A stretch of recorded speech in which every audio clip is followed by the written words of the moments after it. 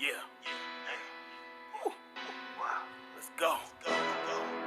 Good morning, good morning, good morning, good morning. Untamed. Wake up. First Sky Omaha in the morning. In the morning. Wake up, wake up, wake up, wake up, wake up, wake up, wake up, wake up, wake up, wake up, wake up. Wake up, wake up, wake up. Time to wake up. Fresh edition of First Sky Omaha in the morning. In the morning. Happening right now on this, what is it, Wednesday the 22nd? Yeah. Hump day. Hey, Wednesday Pops. 22nd October. Say again. Pop's favorite day, aka. There you go.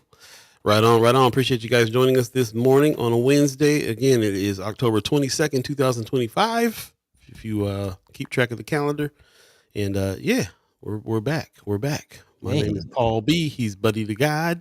Hey. And as you see today, we are going to have some special guests coming up. Stephen Zivny from the city of Omaha is going to come and talk to us about lead remediation and a few other things. And then a little later on in the show, Michael Scott is going to join us to talk about his latest endeavors, what it is that he's up to these days. The legendary Michael Scott is coming through. And yeah, love for you to stick around and get your questions ready for the guests. We'll definitely have some good conversations going on. In the meantime, between time, we really appreciate you guys coming in this morning early. I see Pops gives us a good Wednesday morning. Mad love from Las Vegas. Appreciate you, Pops. Hey. Mama God gives us a good morning, fam. Hey. RG says, morning, y'all. Brisk outside. It's in the 30s. Man, yeah. It's supposed to be highs of low 60s today. So it's definitely time to put on them hoodies and coats. Oh, yeah. 'Tis the season.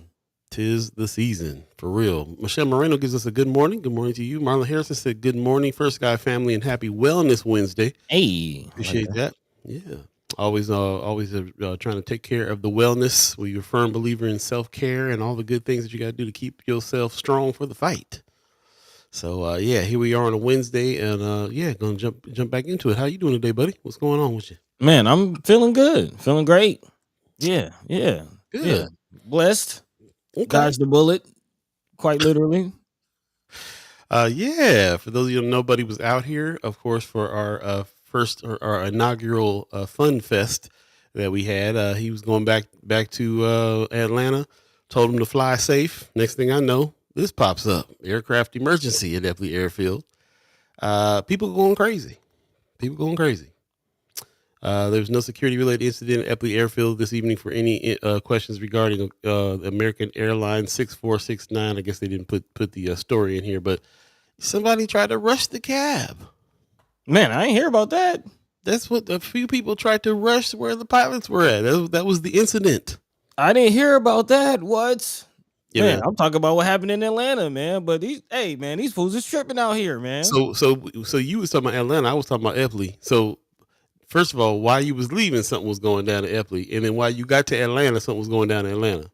Yeah, man. Yeah. Apparently, Atlanta PD security staff at the airport encountered a man who was planning to shoot the place up. Apparently, there was a firearm recovered, but luckily he was arrested before anything went down. But yeah, man, too close for comfort. Just too close for comfort, man. And you didn't even know it was popping off in Omaha too. Wow. Yeah, man. So yeah, anyway, yeah. Good morning, Julie Princess. She says she loves Michael Scott. Hey, that's what's up. Biko Kwanzaa is in the chat. Good morning. Says good morning, First Sky family. It is Biko from Philadelphia checking in. Hope you have a nice Wednesday this morning and started off. Appreciate that. Happy Wednesday, hump day peace. Okay. Anthony Rogers right in the chat says that isn't what happened. Oh, okay. What happened? Tell us what went down. He said the flight attendant were banging on the door because the internal airplane communications were down. See how the misinformation gets rolling? Man, okay. The plane landed, fixed its comms, and took back off within the hour. Boy, by the time it got to us, they was trying to storm the pilot seat. Yeah, I didn't hear about it. Man, okay. Leigh Keister gives us a What's Up Wednesday. Appreciate you, Leigh Keister. Definitely check out Swing Left, Nebraska, wherever you get your podcast. They're going to interviewing Nate for Nebraska legislature. If you got a if you listen to podcasts, I highly suggest that you check this one out. You learn a lot about our unicameral, and hear from some people that are trying to capture these seats. We got to get to know them. So wherever wherever you get your podcast, definitely check out swingleftnebraska.com. Appreciate it. And I appreciate you. Appreciate everybody doing this work, man. For real, for real. Lots going on. Heather Williams gives us a good morning, everyone. Also, Wanda Lewis in the chat giving us a good morning. Hey, okay. Good morning to all of you. Yeah, Facebook, YouTube working. Everybody coming on in. Everybody coming on in. We'll jump into some community updates while they're doing so. Yeah, well, first, how you doing, man?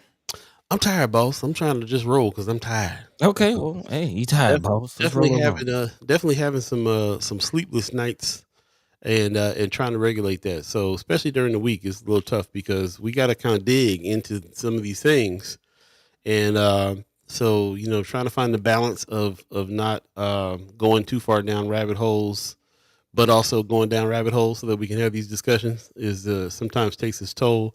And and the threat is some nights is going to be where the mind's spinning and you can't sleep. So I've had a little couple tough days this week of sleeping, and definitely gonna try to catch up on some of that. But most of it is just because we gotta you gotta put yourself on an information diet. You got some self-care when it comes to the info, because we're in some crazy times. You can't drop the ball. You can't not know what's happening, but you also can't let it affect every aspect of everything all the time. And it's almost a difficult task to not let it do that, but you got to find a way. So that's real. So I'm really working on that myself right now in a big way. Some of the things that's going on that I am able to gravitate to are some good things that's happening. We had the filmmakers from My Omaha on the show the other day with one of the stars, Leo Lewis, and they told us about the show coming up. A lot of people went to the premiere. The premiere sold out. It was great. Film streams kept it going until it ended, and now it's back by popular demand. They're holding My Omaha for one more week in the Dundee Micro Theater. So if you haven't had a chance to go see this movie yet, you should definitely go do that. Definitely do that with an audience.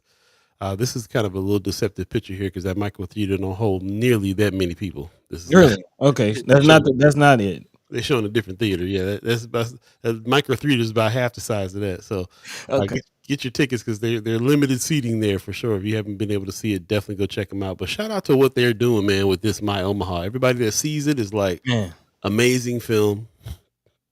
Amazing film. It is one that's going to reach, I think it's going to go far and wide for real, because there's just something for everybody in perfect kind of timing for a story like this as well. So definitely go check it out. Starring Leo Lewis here. You guys know who Leo Lewis are, all the work that he's doing in the community. He's heavy in this movie, and it makes me happy that that's happening. Another thing that made me happy was the organization's getting together to present Bud Crawford, the champ. Man, they went to the gym. He gets a quilt from the Omaha tribe, the Star Quilt. Man, got presented to him. I got word of this kind of last minute. They've sent out a press release saying they were going to honor him this afternoon, and everybody kind of rushed down at 4:00 to do that. And it looked like it was a house full of people there. Shout out to the tribe. Shout out to the organization. I think it's Black, Brown, and Red coalition that is going on too. That has something to do with putting this together. And you can see my man Lavelle Wells in the back there as well. Chad Chimer and friend of First Sky Omaha. Man, squad. What an honor. What an honor to present the champ with a star blanket from the Omaha tribe, man. That's what's up. So some good things happened there. If you went to that, if you saw that, let us know. We appreciate it. Also, something else that went down over the weekend too. This Project Connect thing happened over at Baxter Arena. It was a one-day event. And we've been hearing people, everybody chimed up like, hey, there's some stuff down here where you can kind of help the homeless. There's some resources. There's some this, there's some that. Come down to Baxter for a one day and see what see what we got, how we can help. And it was kind of an impromptu thing too, as far as my radar was concerned. So it was interesting to see everybody chime up saying, hey, we're down here. Come check it out. If you went to that, love to hear about it. Let me know if you participated in that or if you just went down and checked it out. So a few good things happen in the community that kind of help the process sometimes when you're trying to take your mind off of some things. Let us know if we're missing anything. Let us know if anything else went down over the past couple of days that you were a part of and see what's happening. I know a lot of people watched the city council meeting. We'll be talking about that. Lots happening there. Lots happening around, but I appreciate everybody who's out participating in some of these things too. As a matter of fact, another thing that happened that I didn't get a graphic for last night. Speaking of my Omaha, Leo Lewis was over at the Union for Contemporary Art last night, doing a talk with Lakeisha Green. So a lot of people showed up to that as well. Yeah, let us know if you showed up to any of these things. We would love to know. Please let us know what's happening. We'll love a little report from that. So appreciate that very much. Appreciate all of you. And we'll get back to some more of these haps and some of the things that's going on in the community a little later on in the show. There you go. Meantime, between time, Marlon Harrison said Atlanta airport has been off the chain lately. Just saw a video last week of a black woman acting a fool at the Frontier Airlines. Man, I didn't see that, but not surprised. What was she going through? Yeah. RG said, come on and regulate that sleep, man, for real. Regulators got to mount up on the sleep, for real. Man. He said, check out the CBD, bro. Been on that for a minute. Yeah. Doesn't affect me. I tried it. It didn't affect me too much. Maybe I had maybe I got to try something new. We'll see. Judy Printer says, I saw they moved it to the larger theater, having earlier in the day showings. Okay. Oh, talking about my Omaha over there at Film Streams. Appreciate that very much. Right on. Wells Lavelle in the chat. What's going on, bro? Appreciate you, man. I saw you over there. We just showed a photo of you, over there with that ceremony, giving the champ the star blanket. So appreciate you there. I'd love to hear about how that went, how you felt. Most definitely. Kimber Snipes in the chat, giving us a good morning. Good morning. Katie L says good morning. Biko Kwanzaa says Leo is being honored with the president's NAACP award. A lot of awards going on right now. Lots of awards. Yeah, man. 100 black men having their awards. NAACP recognizing Leo. Lots of awards. We'll be posting some stuff on the awards that we gave away as well this week coming up. So stay tuned for that. Shout out to everybody who is participating in what's going on. That's one thing about this time of year. Everybody's kind of really appreciating each other and trying to give flowers while we're still around and all that good stuff. So it can be good. It can be good for a motivational time of saying, keep up the good work. And that's that's really what the awards are for, is to really kind of acknowledge that this is happening and give people incentive to keep going. So we're going to do that ourselves. We appreciate y'all. Good morning, Donnell Sessions. Appreciate you coming on in this morning, buddy. What's on your mind today? You got up early and you was ready and the thread was forming, and it kind of writes itself sometimes, though, don't it? What's on Yeah. It kind of does write itself, man. There's a lot going on, a lot on my mind. And quite honestly, I don't know that we will be able to get to all of it today, but we're gonna try. A lot to talk about. Good morning, everyone. Thanks for joining us. Definitely, as always, let your mind be free, let your voice be heard. Join the conversation. If there's anything we're not talking about, feel free to drop that into the chat. I do want to jump off with something you had mentioned already. Kind of more of the affirmative, as I've been trying to do more of this season, more in the spirit of the solutions journalism that we talk about here. And it looks like some resources and solutions were presented at this Project Connect. Again, 400 plus Omaha neighbors coming out to get these resources. So big shout out to those who put that together. If anybody was able to make it out to that, definitely love to hear your firsthand take on it. But we're going to talk about the report. Shout out to Channel 3 for reporting on that situation, and just a larger conversation about housing in general. Of course, the city council finally voted on that housing ordinance, again, looking at outlawing pretty much homelessness, which I did actually get to see a few of the homeless encampments while I was there in Omaha, just driving around, visiting friends and things like that, paying attention to the community. And I did feel kind of way like, man, this is, people shouldn't have to live like this. Of course, we don't want necessarily the solutions that are being presented to be those solutions, but there's also some alternatives from neighbors being presented as well, as Channel 3 reports. So we're definitely going to dive into that conversation as far as the vote that went down and some of the alternatives being presented and really the threats. It looks like Mayor Ewing got a little vocal about that situation as well. So we'll talk about that. And Paul, I'm not quite sure what you're talking about. I kind of caught wind some drama at the city council meeting as well. I'm not quite sure what happened, but if anybody has any more information about that, definitely drop that into the chat as well. But something else we definitely want to talk about in other news, the SNAP situation. We've been talking about it. We've been warning. Again, we're now weeks into the government shutdown, and the impact is starting to be felt, especially in the form of SNAP. Many communities actually now being removed from the SNAP with the new changes.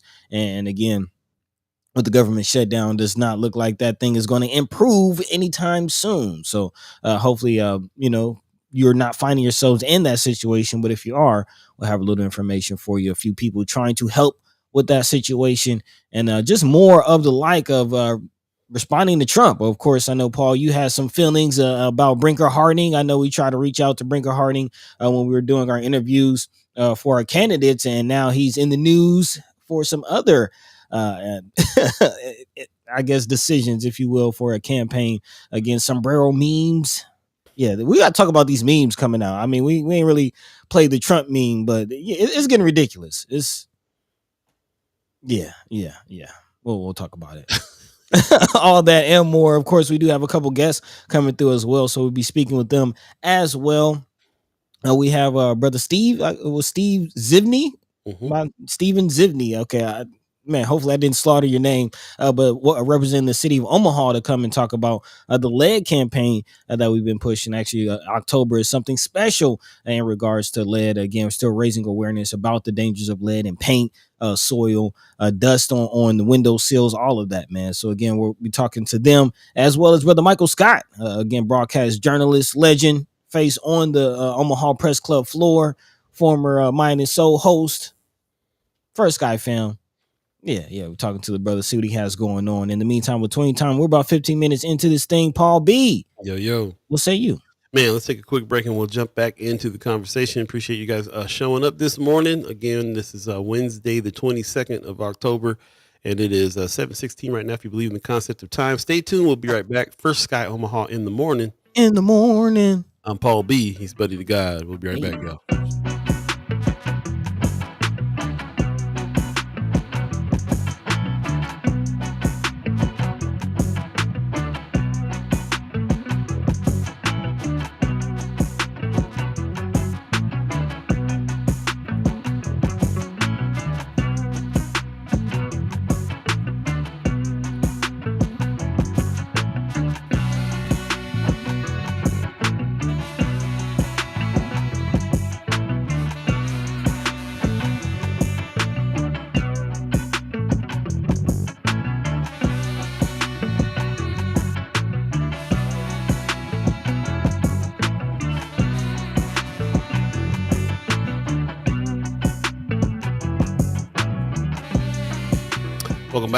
Welcome back. First Sky Omaha in the morning.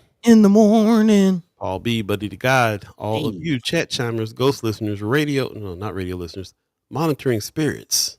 Yeah. Monitoring spirits that has been checking in a lot on us lately. We've been peeping out. So, yeah. Got your phone tapped. What you gonna do? Got your phone tapped. What you gonna do, man? Hey. Margie and LaRon. That makes me man. Welcome back. Welcome back. I appreciate your participation. Please do us a favor, share the show, especially if you're on Facebook. You can share it on your page, and also do us a favor and share the link from YouTube while you're over there. Like and subscribe. Definitely check out our Lanes of Change series that we're working on. We're constantly moving and grooving, trying to shake some more of these out so that you got some more to check out when you go over there. But we would definitely love for you to check it out. Send us a like and all that stuff. Hit the bell and get notified when new ones are coming and all that good stuff. And we'll definitely let you know as well what's happening. So here we are on a Wednesday, and we're going to definitely dive into some conversation. Before we do, Miss Kimber Snipes in the chat is saying a higher up in the city came and told me that people must be listening to me because everybody and their mama are talking about neighbors now. That's what's up. She says, even in the news, she says she's here for it. She says, I just hope everyone talking about neighbors is actually in the neighborhoods. Fair point.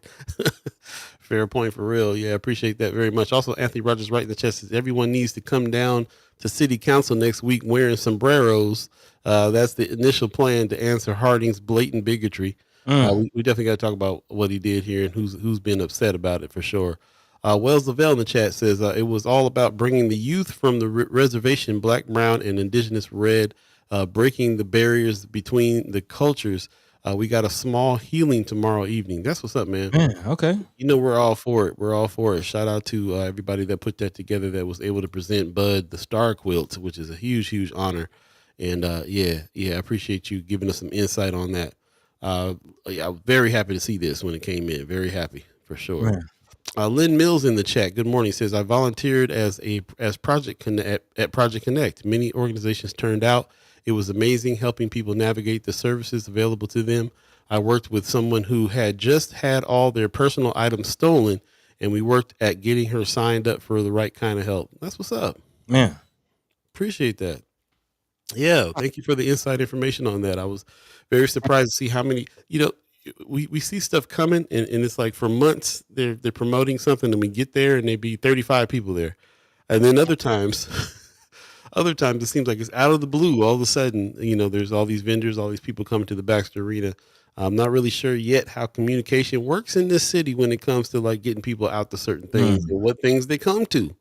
So again, it seems like a lot of activity happened at Baxter. Could be wrong. I didn't go. So let us know. Lynn Mills, let me know how the turnout was.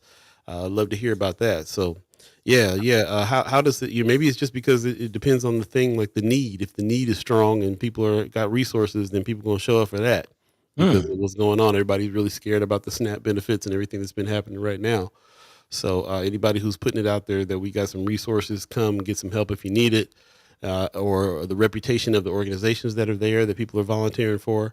That's the only thing I can think of that is really kind of going to bring folks out in a time of need there. So we'll talk more about it as we go along. Shout out to Linda Lathan in the chat, First Sky Squad, giving us a good morning. Yep. Appreciate you. Let's go ahead and jump into the first idea here. What's on your mind, top of mind for you, buddy? Yeah, picking it right where we are, talking about this Project Connect situation, kind of again in the affirmative of what we're talking about in spaces and places. This is the types of things I think all of us would like to see in our community, going along, continuing our conversation on mutual aid. Again, just people coming together, providing resources for each other to help. Again, there's different levels of mutual aid, of course, and we'll be continuing talking about this. But big shout out to those who showed up and volunteered for this. One of the organizations, the main organizations behind it, of course, Threshold Continuum of Care, who've again been pretty active on the ground level, working with those dealing with housing and homelessness. But again, 400 people, kind of answering your question about how people respond and who comes out to what situations. 400 people came out to Baxter Arena for these resources for the situation, which I think, to your point, definitely shows a need for housing resources, assistance, and availability. One quoted in this, Shane Dunn, who is in need of housing support, says, right now, I have my own house, but with my finances, I really don't have the things that are in this bag. Again, another one, Erica Harris, a mother currently staying at the Micah house with her son Gavin, shared her situation, saying, I found a job, and so I'm working and, trying to give us a better life. And I just, want to find us a place to live. So again, this isn't just people, as a lot of, we'll get into Brinker Harding and his ordinance. These aren't just drug addicts and criminals trying to break the law. These are people who sometimes have 2 and 3 jobs, struggling. Just people trying to make ends meet and trying to make a situation in life better. But yet we have individuals in elected positions who want to criminalize struggling. Point in case Brinker Harding, which of course we'll be talking about more today with his latest shenanigans. But before getting into the memery of it all, let's talk about City Council and this ordinance that he put forth, again, aiming to criminalize houselessness. Let's just call it what it is. Again, 300 plus fines for those found camping at these encampments, losing their possessions and possibly ending up behind bars. Again, Councilman Brinker Harding and others clarified to his defense, saying that the measure was never meant to criminalize houselessness, but rather to connect people with resources through diversion programs. But I think we all know what that is about. Luckily, that was voted down, and I think a little political power being flexed by Mayor Ewing has something to do about that. WOWT is reporting that at a town hall on Monday, Mayor Ewing actually threatened to use his first veto if the vote did not go how he expected, saying, again, if the vote doesn't go the way I expect, I will give my first veto. Again, to much of applause from more than 50 residents that were in the area. But again, big shout out. Political power is one of the lanes in our lanes of change. And again, Mayor Ewing kind of using his voice and his position to apply pressure on this. Yeah, I mean, we all know what kind of ordinance and legislation this was. Yeah, so voted down, which is some good news there for a lot of folks. I appreciate that. But yeah. What say you? I'd like to put it to the chat. See what you guys have to say about that. Were you interested in this particular subject? Were you nervous that this was not going to go this way? I wonder what's next as far as whether or not it's going to stick. Who's going to fight it? We've been hearing a lot from a lot of the players there. Brinker Harding, this ain't the first time he chimed up on some things, so it's crazy. Katie L in the chat is saying the ignorance spewed by Beeee Harding at yesterday's city council meeting yesterday was extremely similar to reasoning used by Nazis, where we aren't criminalizing a person's status but behavior acts. Shake my head, man. Yeah, I feel you. Yeah, this is it also makes me think, you know how we always talk about like there's programs and things out there for certain people, but only after you've been through the system, only after you get in trouble. Man, Like that's the only lane that they can think of. Let's criminalize it first, and then they can get some resources once they go through the system and all that. And it's just unnecessary. It's an unnecessary move. Get the people some homes and skip all the rest of it. This is not going to spur anything but criminalizing houselessness and making people's situation even tougher. That city council meeting, Precious McKesson, shout out to Precious McKesson, who put a post out about some of the things that Brinker Harding said, and some of the things he had to deal with, some of the things LaVanya Goodwin, just two had to deal with, and listening to, which I thought was interesting. We'll get to it a little bit later on, but it feels like the tone overall was just kind of criminalizing not just houselessness, but criminalizing the North Side period. There was a lot of stuff that people got on people's nerves that he was talking about in city council. We'll have to get to it a little later on for sure. Also, Biko Kwanzaa in the chat says, yes, we've been informed here in Philadelphia that SNAP benefits not being available in November. That would be this around Thanksgiving, not to feed nobody. That's something that Linda Lathan in the chat last Monday said that too. It's kind of diabolical that they're doing this with the government shutdown that's happening and SNAP benefits are getting pulled and so on around this time when they need to be buying food and gathering together. It's crazy. Anthony Rogers Wright says SNAP in Nebraska now has work requirements, 80 hours per month, even for houseless folk between ages of 18 and 64. Draconian AF. Slow down. We're going to get to SNAP. Slow down. We're going to get to SNAP. Anthony Rogers Wright, don't slow down. You know that. Vonda Lewis in the chat says, I don't have a problem with immigration into the city from other countries. However, what baffles me is how federal funding prioritizes the selection process. Also, how the people coming in are put on the SNAP, housing, and other assistance programs over the people that are in need of these services and already residing within the community. Man, it's interesting. I'd like to read more about how they're being put ahead of other people in need. I haven't really understood that one. Majee Miller Jenkins in the chat, good morning, says they're not even giving us bread or the circus. Maybe it's time for bread and roses. We're going to get to it. I'm going to let Buddy move on before I get back to the rest of the chat here. But I appreciate all your comments. And this is definitely a hot button topic today.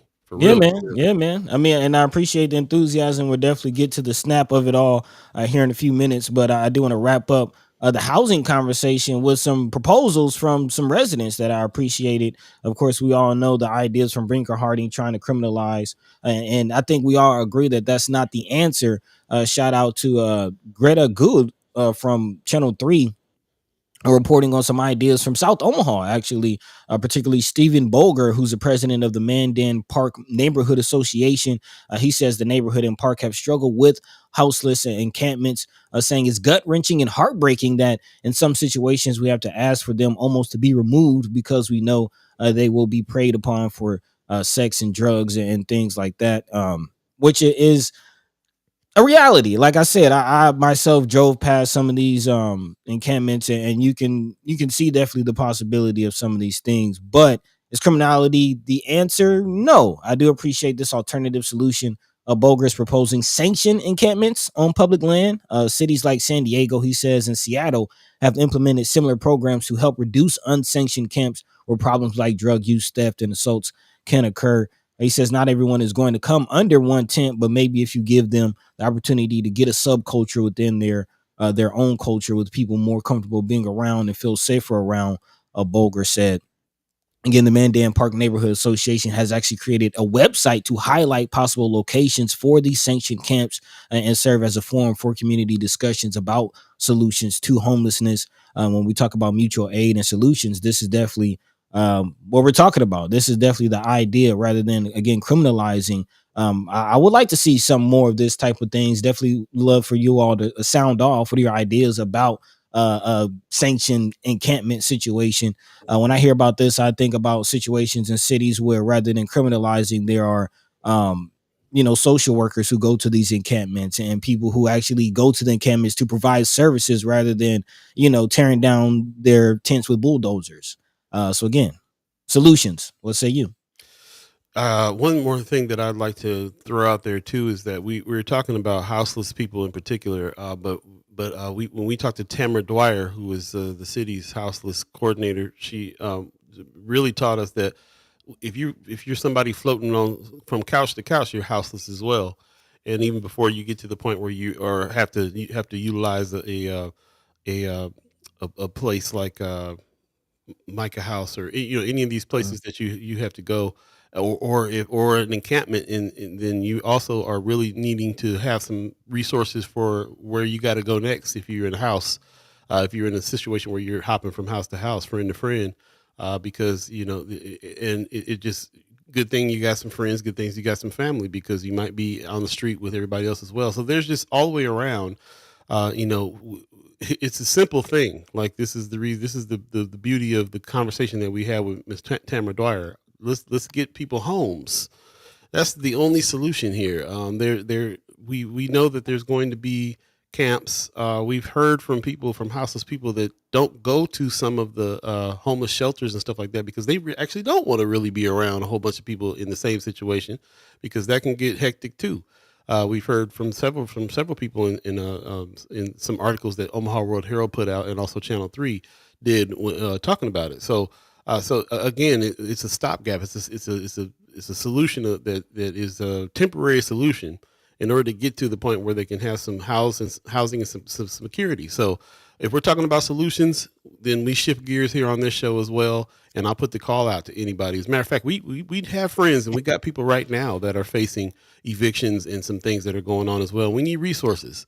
We've started this whole thread about talking about housing a few years back. It was really on my mind because I was in a situation where I was trying to find the next place I was going to go. Man. And we talked a lot about that. You got to have a hookup. So if you got to have a hookup, give us a hookup. If you have any resources out there that we can pass along to some friends that are in need right now and in trouble right now, there's families out there. There's people out there got kids, got dogs, got people that they need to get somewhere, in the threat of being able to leave in their home, and where they're going to go next and what's going to happen at that point. So there's a lot that still needs to be put together with all of us. Like we are the resource. We are the solutions. We are the answer. We got to help ourselves, especially in this climate when programs are getting taken away by this administration. We jump right to, okay, well, we got to take care of it. So when the SNAP benefits thing started, people said, hey, let's put some gardens together, make sure people start to get fed. So my mind is jumping right to, what are the resources? If you have any, let me know.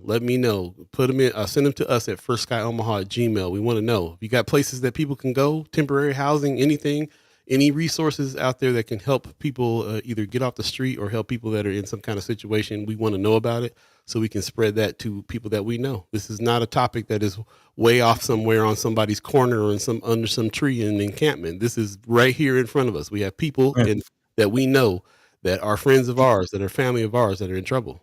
So let us know. There you go.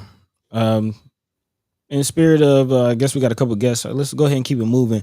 A few people have already commented on this. So let's go ahead and jump into the snap of it all. You even just mentioned that as far as, not only housing and people struggling to put a roof over their head, but also people struggling to put food on the table, which again are, man, we're talking about basic necessities not being met by people who are, for all means, a lot of people with jobs, a lot of people striving and doing the things that they're at least told that they're supposed to do to survive in the society. But yet here we are, and especially those who come from other countries who are, man, definitely looking to elevate and find the upper hand.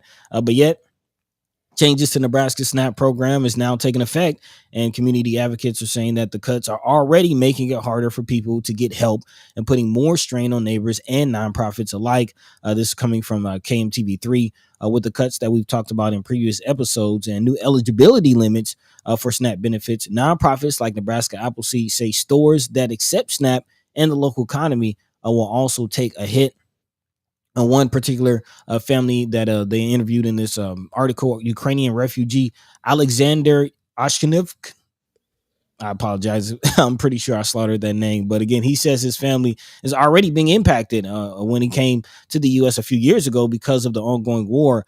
He says uncertainty is constant. We are not sure what can happen with us, with my family, other communities tomorrow, next week, next month, next year. So we are actually scared of this issue, this problem, and especially coming from a war-torn country to the United States, where by all means it's promoted as the most, financially stable, richest country in the world.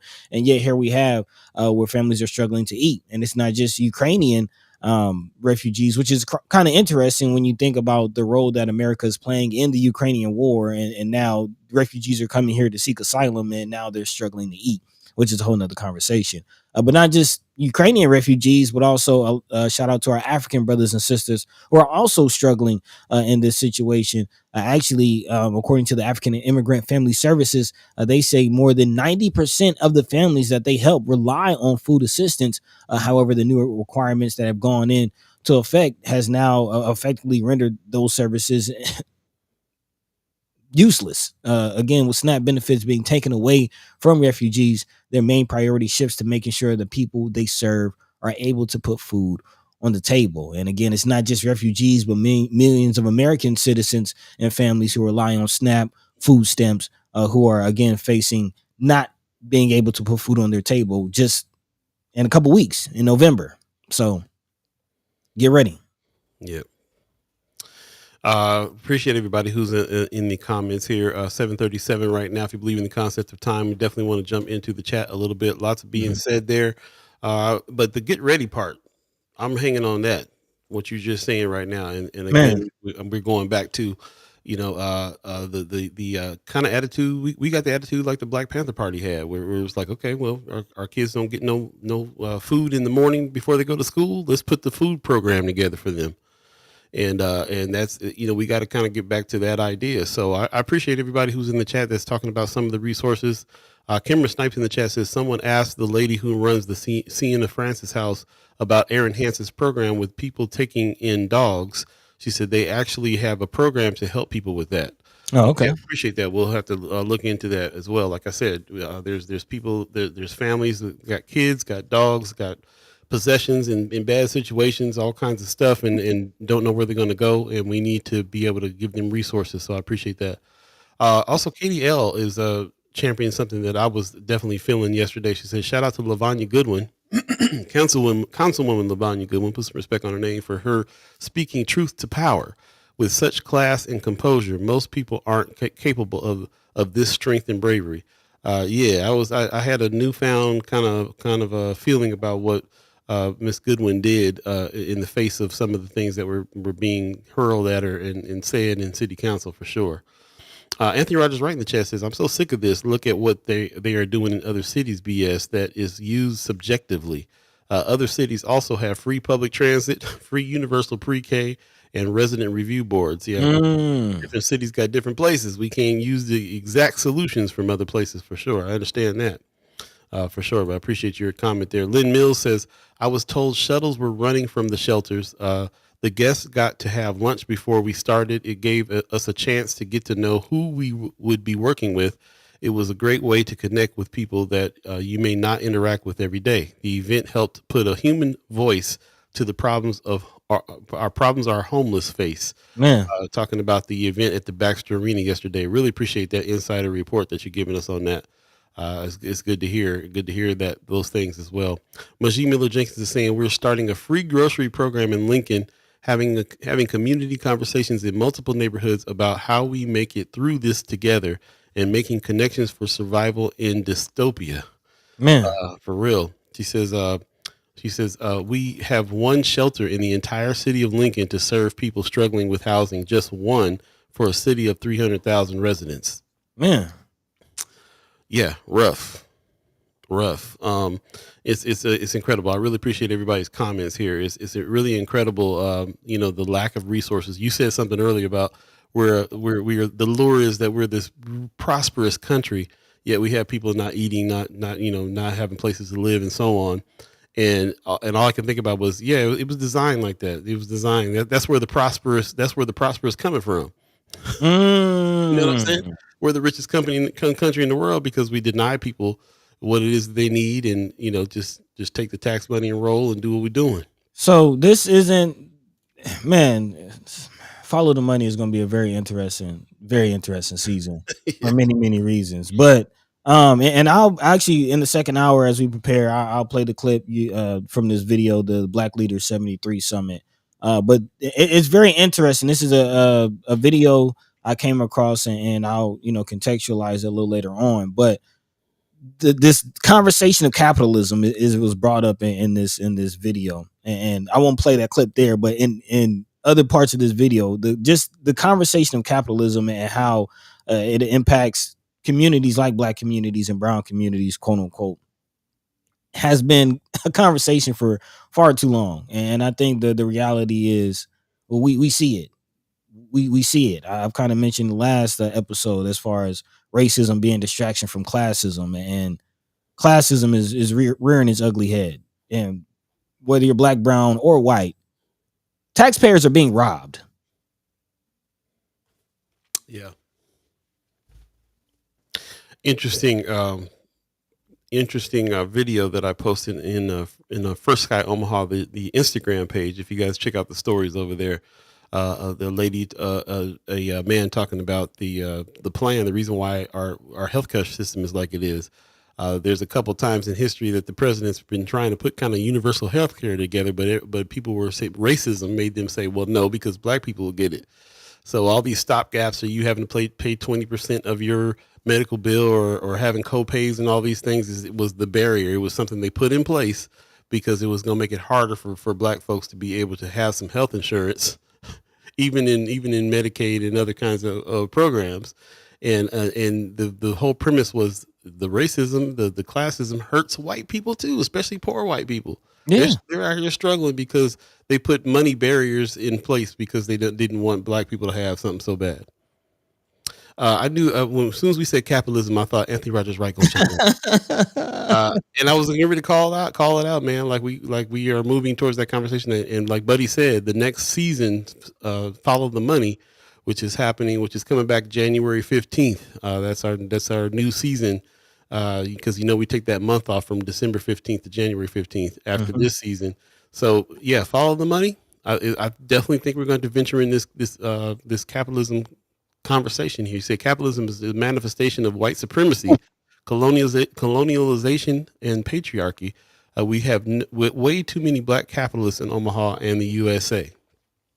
So this is something that we definitely got to talk about. I think that I got the notion one time that even though we sometimes celebrate making money in the way that capitalists do, I feel like most of us feel like we got to do what we got to do in a system in order to be able to be okay. Not really thinking too much about whether or not we even agree with that particular system, but it's just all we know and all we've been pushed on. It's going to be an interesting conversation next season. I'll just say that. Kind of want to really, really talk about it.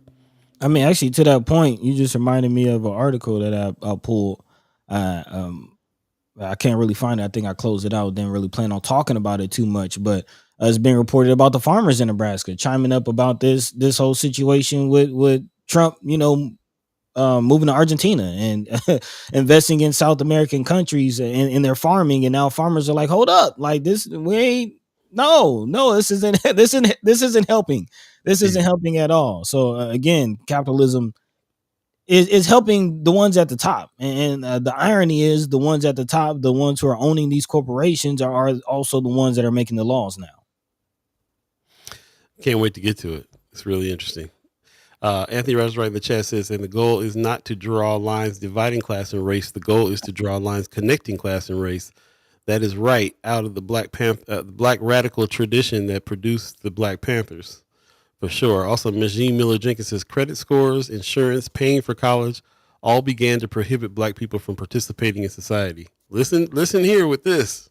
This is incredible. Go check out that video over there on Instagram. Yeah. For real. Anthony Rogers Wright says, yo, buddy, even Deb Fisher is calling out Trump for that chitlins. Man. Whoa. Everybody, I mean, soybean production of sales and stuff is down like 40%. They get hit. They get hit. Man. Everybody feeling it. And Trump is laughing to the bank, and then those in his ilk. So maybe we'll get to this a little later on. I know we do have some guests coming on in a few, but kind of going on what Majee Miller Jenkins is saying as far as blocking Black people and certain groups of society from participating in society. Nebraska Examiner, I believe, is reporting. Who's reporting on this? No, WOWT is reporting that the Supreme Court will consider whether people who regularly smoke pot can own guns. So yeah, her comment about again prohibiting Black people from participating in society. Do I need to remind you of the war on drugs and how it was used, particularly to outlaw certain groups of society, and marijuana even being called marijuana, so people can think of Mexican culture when they think of this so-called drug. I mean, is it not obvious? Let's take a break. 7:47, if you believe in time, that is the concept of it. We'll be right back. We'll jump back into some conversation. First Guy Omaha in the morning. All Beeee, Buddy to Gawd. Stay tuned.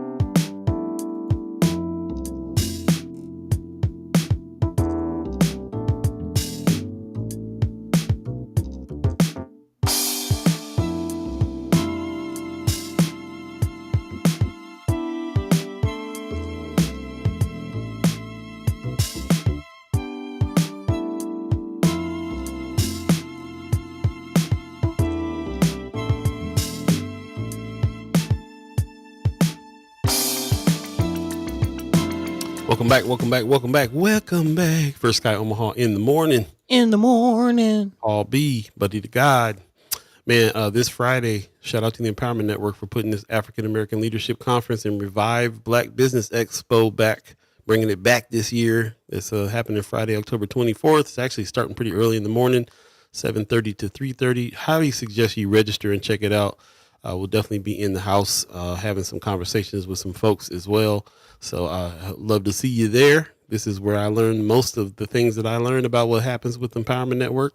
And even though we've done some work with them, we still get a real good sense of what the network's about when we're there and what kind of work that they're doing in the community and for the kids. So please register today. Definitely check this out. We'll meet you there. As you can, I'm not going to go through all the list of speakers there and all the list of sponsors there, but there's a lot. You see them. There's a lot. And shout out to Mayor John Ewing for being a part of this for a while, and still, now that he's got his position, still in here, ready to speak, ready to do the work. So definitely check that out for sure, man. Dreams and Visions is the is the theme. African American Leadership Conference and Revive Black Business Expo is happening Friday, October 24th from 7:30 to 3:30. Definitely go check out the QR code in the chat, or you can register at aalcomaha.com. That's aalcomaha.com. Check it out. And yeah, we'll see you over there. Big time, big time. Let's jump back into the conversation. I appreciate everybody who's here. Oh, Christy North says, did y'all see he wants to sue the DOJ for investigating him? I did see that. Donald Trump is asking for he's suing him for the exact amount of money it cost to fix that, to do this wing on the White House is what he's trying to do. What? I got to play. Somebody, we'll make him pay for it. Man. Yeah. Which would be taxpayer dollars, which is right. wild. This is right. wild. Taxpayer dollars used all over the place right now, man. Private jets, escorts, military people who are bodyguards for ICE, weapons for ICE, new weapons, even chemical weapons, all kinds of stuff going on there with the weaponry. While you mentioned a little earlier before the break, if they try to act like if you smoke weed you can't have a gun, but ICE can get all the guns and all everything. So increase weapon spending by 700%. We'll be talking about that in the second hour. Most def. Michael Lee is giving us a good morning. Appreciate you very much. Marlon Harrison says, I low key don't feel bad for Nebraska and Iowa farmers and ranchers. F around and find out. Woo. Man, heat on that. I did see a report. There was a county in Nebraska where like 85-90% of the county voted for Trump, but now some of the cuts and tariffs, like they're feeling it. They're feeling it. Yeah. Sean McCarthy in the chat, good morning, says, of course, alcohol is exempt from that firearm limitation, and it's far easier to find an angry drunk than an angry stoner. That's right. Lonely stoners don't do too much shooting up. Ariel's 402 says, I would rather see my neighbors get subsidized than a farmer auto bank industry. Farmer rancher auto bank industry gets subsidized. Yeah. We got to remember that too. They get subsidized. So they, on top of them, yes, it's tough. I don't necessarily want to see the industry in Nebraska fall to because of any kind of tariffs or any kind of anything. I mean, I feel what you're saying, Brother Harrison, in a big way, but yeah, it does affect jobs. It affects people who are here working at these places. Affects the overall economy. It does affect a lot. Hey, don't act like you don't like to eat, Marlon. You like your nice steak. You like your nice steak. Wouldn't you like to not have to pay, $45 for a New York strip? Bro, I ain't even. I walked past the steaks one time and was like, well, I guess I'm going vegan. It might be that time. It's just ridiculous right now, man. For real. Two plate crew in the house.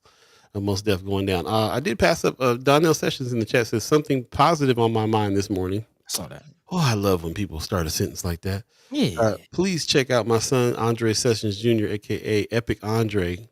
Okay, I didn't know that was your son. I know Sessions. Me neither, man.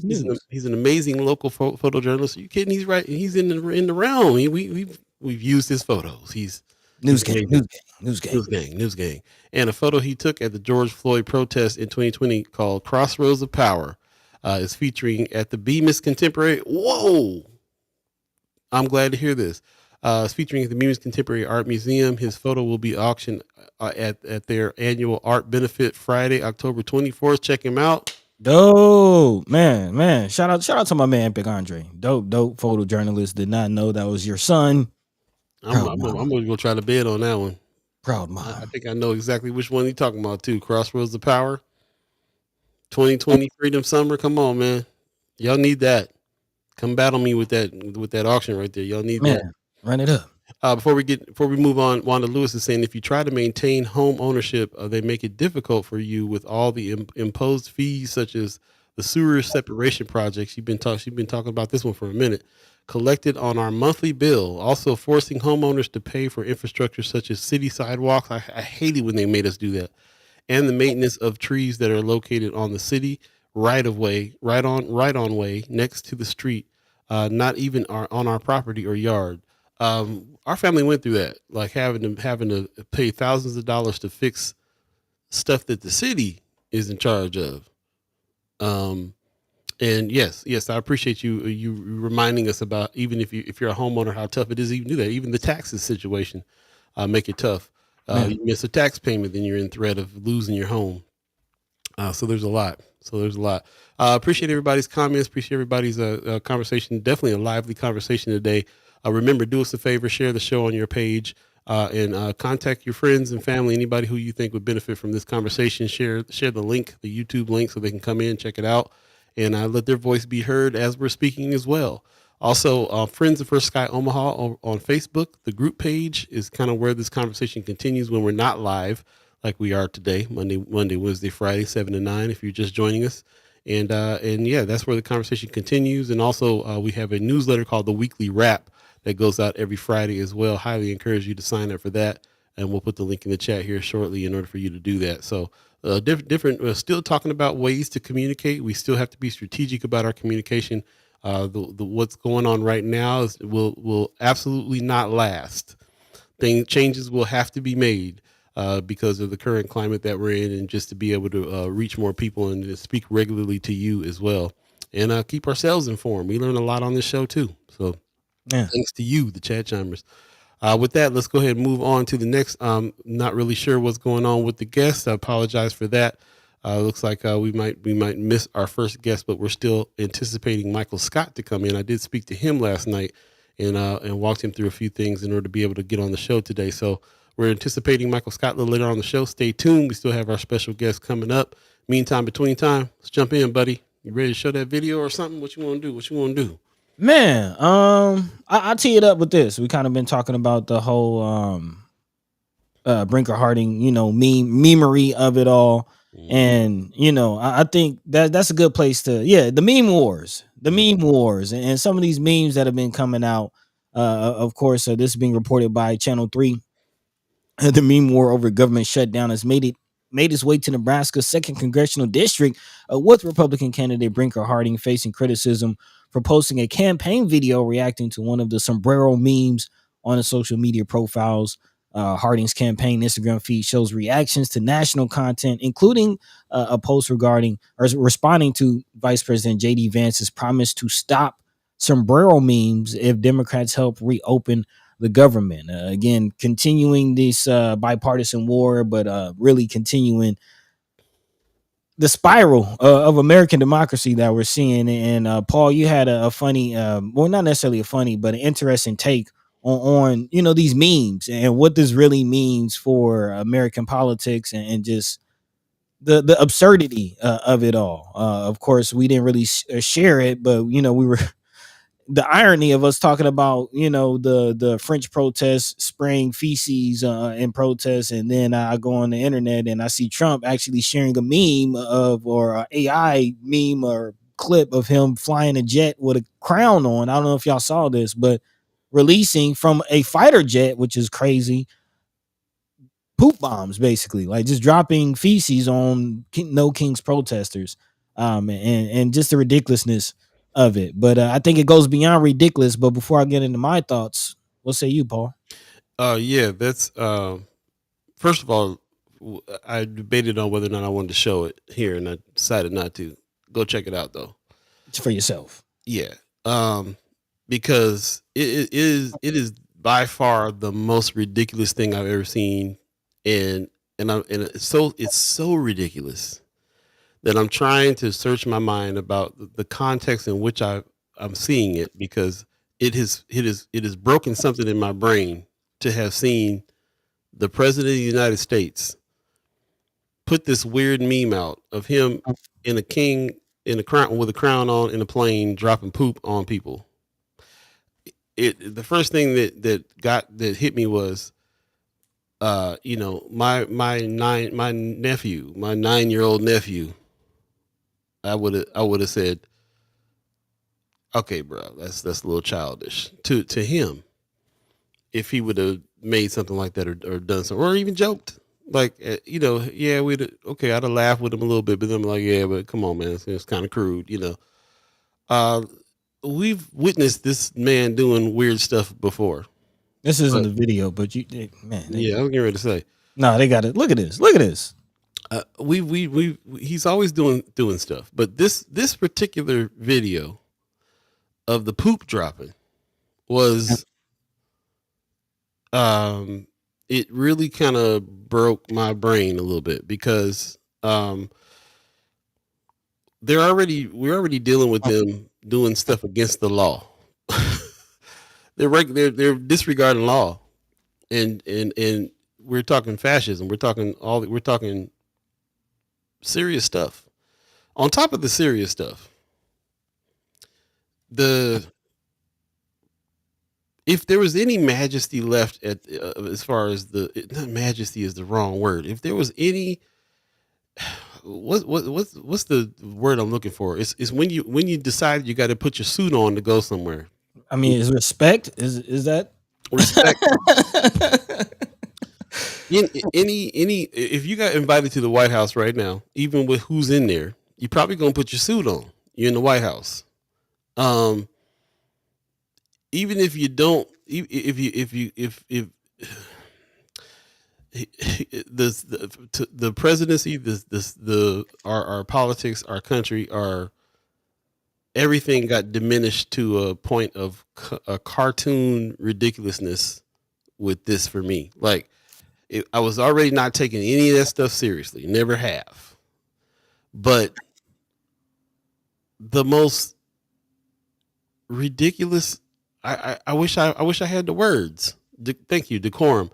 I wish I had the words for how wild, how crazy, and how I don't even know how to explain it, man. It's something different about this particular thing. He's dropped a whole bunch of ridiculous memes all the time, but it's like he's sitting in the office going, man, I don't like all these and this no kings. All they talking about me. Yeah, I'll just drop poop on them. Like, matter of fact, make a video real quick of me doing that. That'll be great. Like, it has taken all of the decorum away. It's taken all of the seriousness. I hate saying it because it's been non-serious this whole time. I'm not saying all of a sudden for me it got non-serious. It's been ridiculous the whole time. But there was something about this particular thing that was coming out of the president's office, this thing that was coming off the president's page, that is just like the most ridiculous stuff. Like that makes me just go, oh, okay, you're a clown, I'm out. And not even having nothing to do, like, this somebody who was in real life in front of me, and that was what the thing was, and I'd just be like, position of power, from a position of power. You guys are throwing some words out there for me. Unbecoming, uncouth. Anthony Rogers Rice said, but he's an effective communicator for his base. That's the point that requires discussion and planning. That was my thought too. That there are people out there that would do exactly that. I think about like 12-year-olds in their mama's basement, messing around on the computer, trolling people, dropping poop jokes and poop memes. Is that the base? Y'all ready? Is that the base?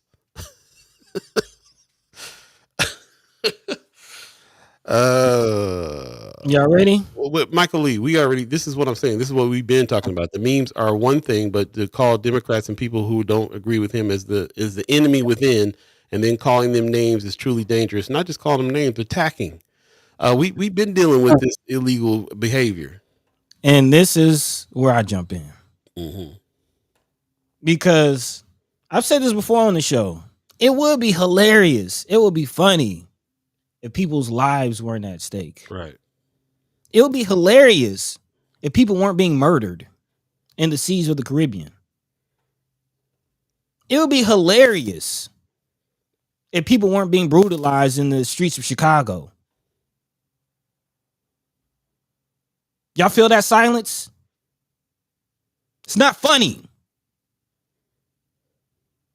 Y'all better tighten up. Because what this is another level of lawlessness. If they can get away with this, what's next? And the sad part is nothing has changed.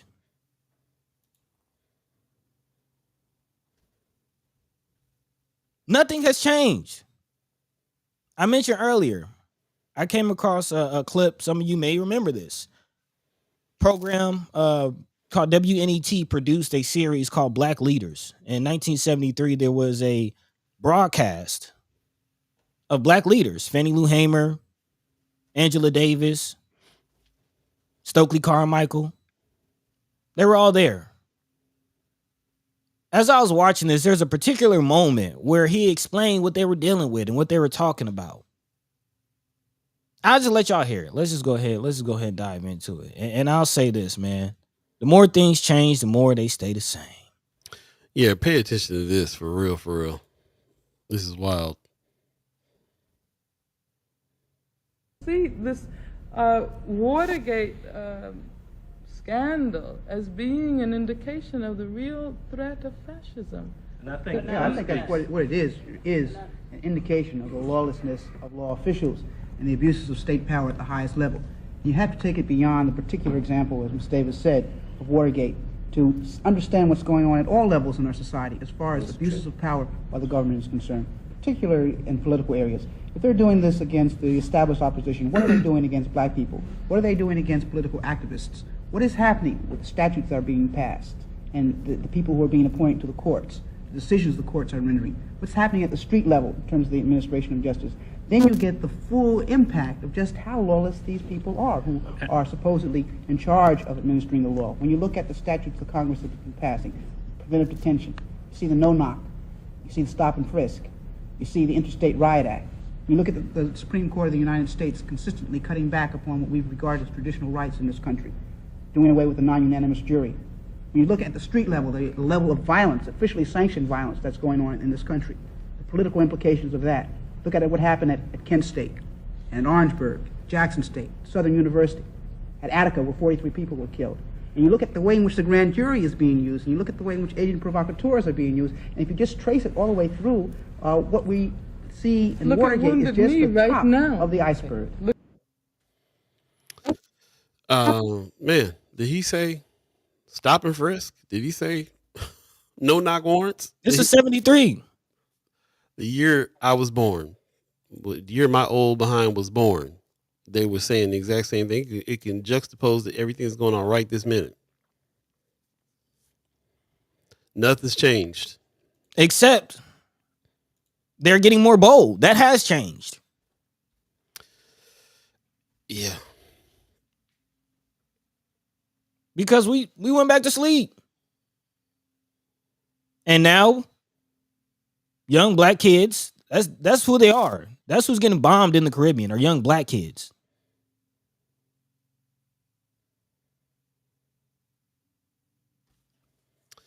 Are we saying enough about it? Again, drug trafficking is not a capital offense. And if they can bomb black kids in the Caribbean, what's stopping them from bombing your black ass? And nobody's saying anything about it. I mean, they did in the 80s.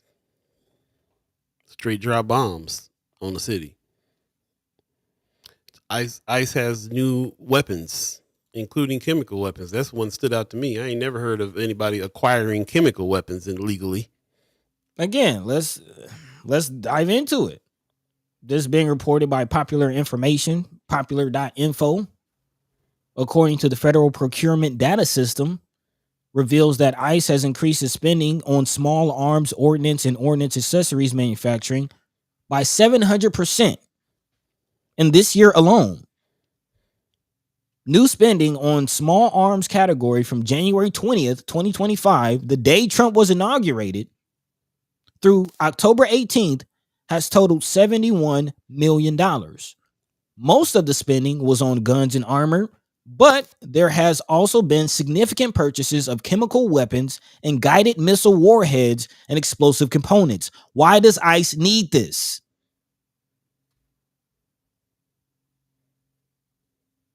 Remember, ICE is solely a domestic office. Why do they need this? Administration trying to make its own military within the country. within its own country to wage war at the Department of War on its own citizens. I will remind you, at the same time, the Supreme Court said on Monday that it will consider whether people who regularly smoke marijuana can legally own guns. And I remind you, they try to do this with trans people. They try to take guns away from people who consider themselves trans. So at the same time that ICE is upping their armament 700% fold, legislative arguments are being had, or legal arguments are being had to disarm huge swaths, because shall I remind you that over half the country, marijuana is legal.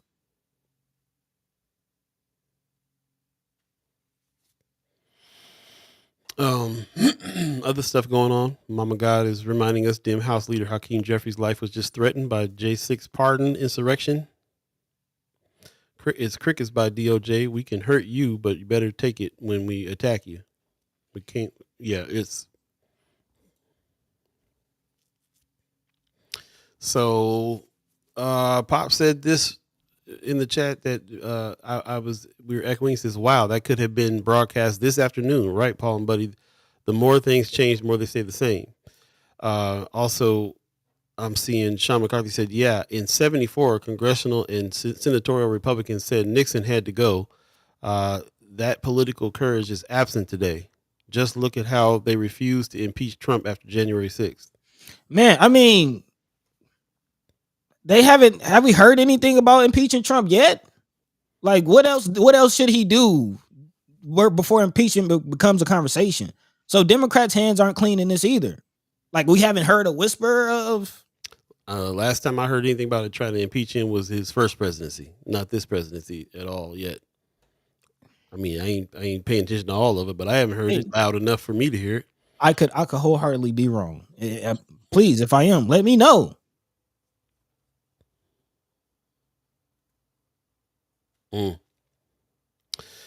Obvious chemical weapons is against the standards established by the Geneva Convention, aren't they? This administration is completely corrupt and lawless. Machine Miller Jenkins, they are preparing to wage war on American citizens. Are we feeling united? Michael Lee, their budget is like the 7th largest army or equivalent budget in the world. It's crazy.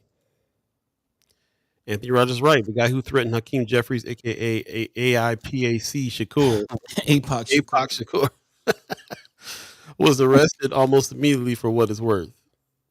Yeah, we'll see how long that lasts. He got pardoned for storming the Capitol. So what you Michael Lee said he's been impeached. They won't remove him. Okay. Tell me more about that. Majid Miller Jenkins, they have tried and gotten voted down by Democrats this term. Tried to impeach? Interesting. Over 100 Dems voted no. I would also like to point out that Heritage Foundation opened its doors in 1973 as well. Just want to throw that out there. You do with that information what you will. If you follow us on YouTube, there was we reposted a library podcast takeover this year, and one of the films that I was saying that you should check out at the library was called Nation Time. It was in that was a meeting by leaders in entertainment people calling for change in 72, year before this video you just saw.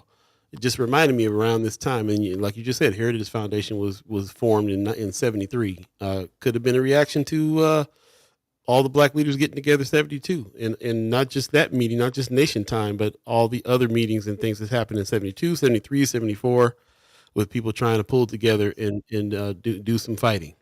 Has it worked? Has there been progress? Has there been setbacks? Absolutely. There absolutely has been. And it just hit us today that our response with First Sky Omaha is the same kind of response that people have been having for years.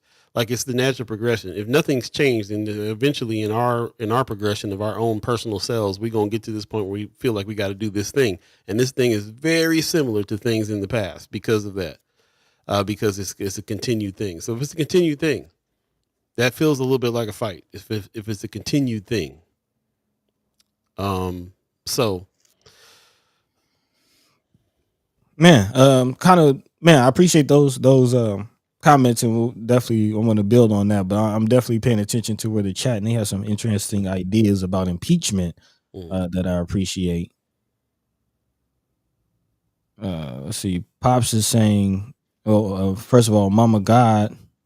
Oh, actually, let's go. Man, the chat's going off. Go down to Brother Anthony Rogers right. He says, y'all, he has not broken the law in the eyes of the courts and reading of the law. We don't want Trump impeached. We want him defeated and obsolete. It's bigger than one president.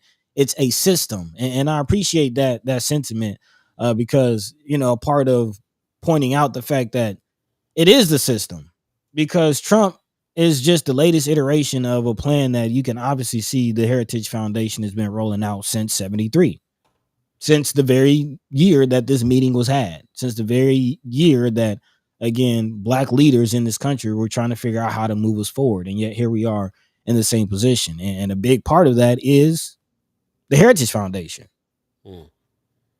Should I remind you that per their own website, the Reagan administration, should I remind you of the impact Reaganomics had on our communities?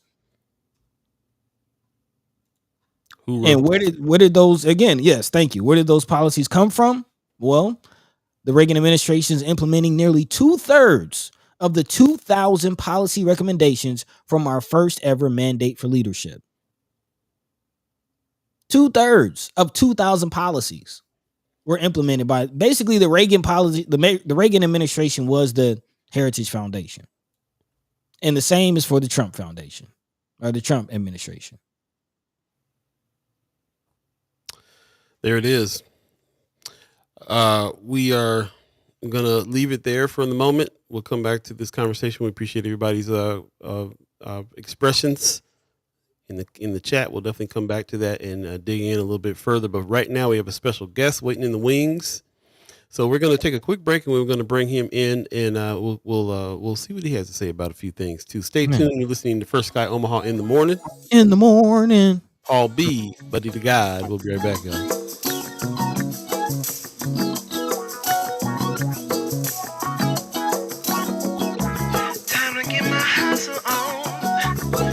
Till the break of dawn, do whatever makes me strong.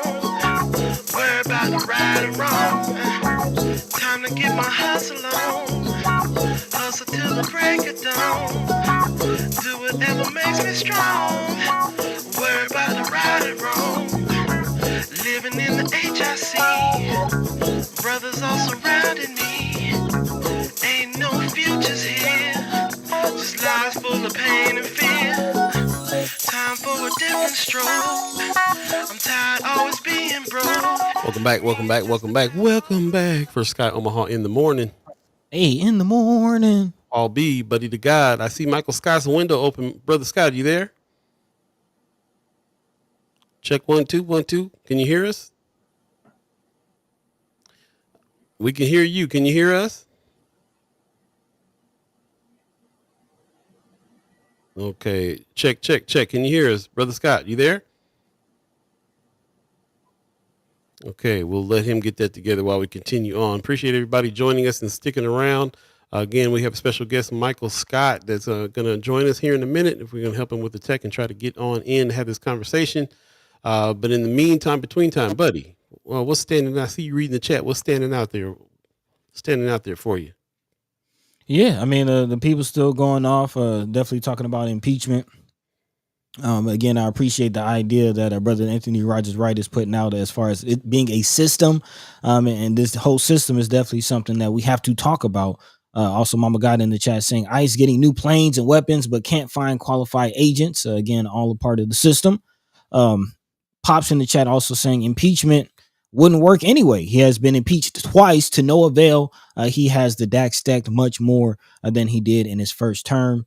Also, Anthony Rogers Wright on the issue of impeachment. He says he was impeached, but not convicted by the Senate. Impeachment is a two-step process, y'all. Civics are your friend, and we need to know the system before we topple it. I definitely agree. And even, as I here have the mic in front of me, I'm still learning about civics. Those who have been watching this show for a while know that this is a constant civics lesson, and we're all here to learn, man. And obviously, the more we know about the system, the more we see that it's not being followed, it's not being honored, it's not.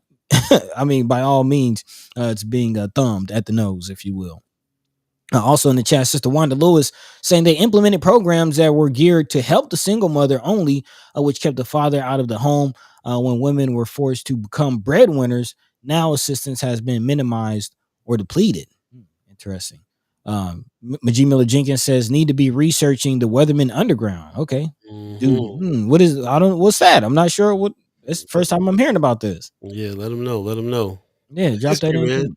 You gonna trip off of this history for real. Okay, yeah, let us know. Marlon also in the chat saying Democrats currently don't control the House or the Senate. Also, let's remember the line of succession. If DT steps down, JD Vance takes over, which is definitely Heritage's boy, if you will. So yeah, definitely have to keep that in mind. The line of succession, which might have been a chess move the whole time, if you will.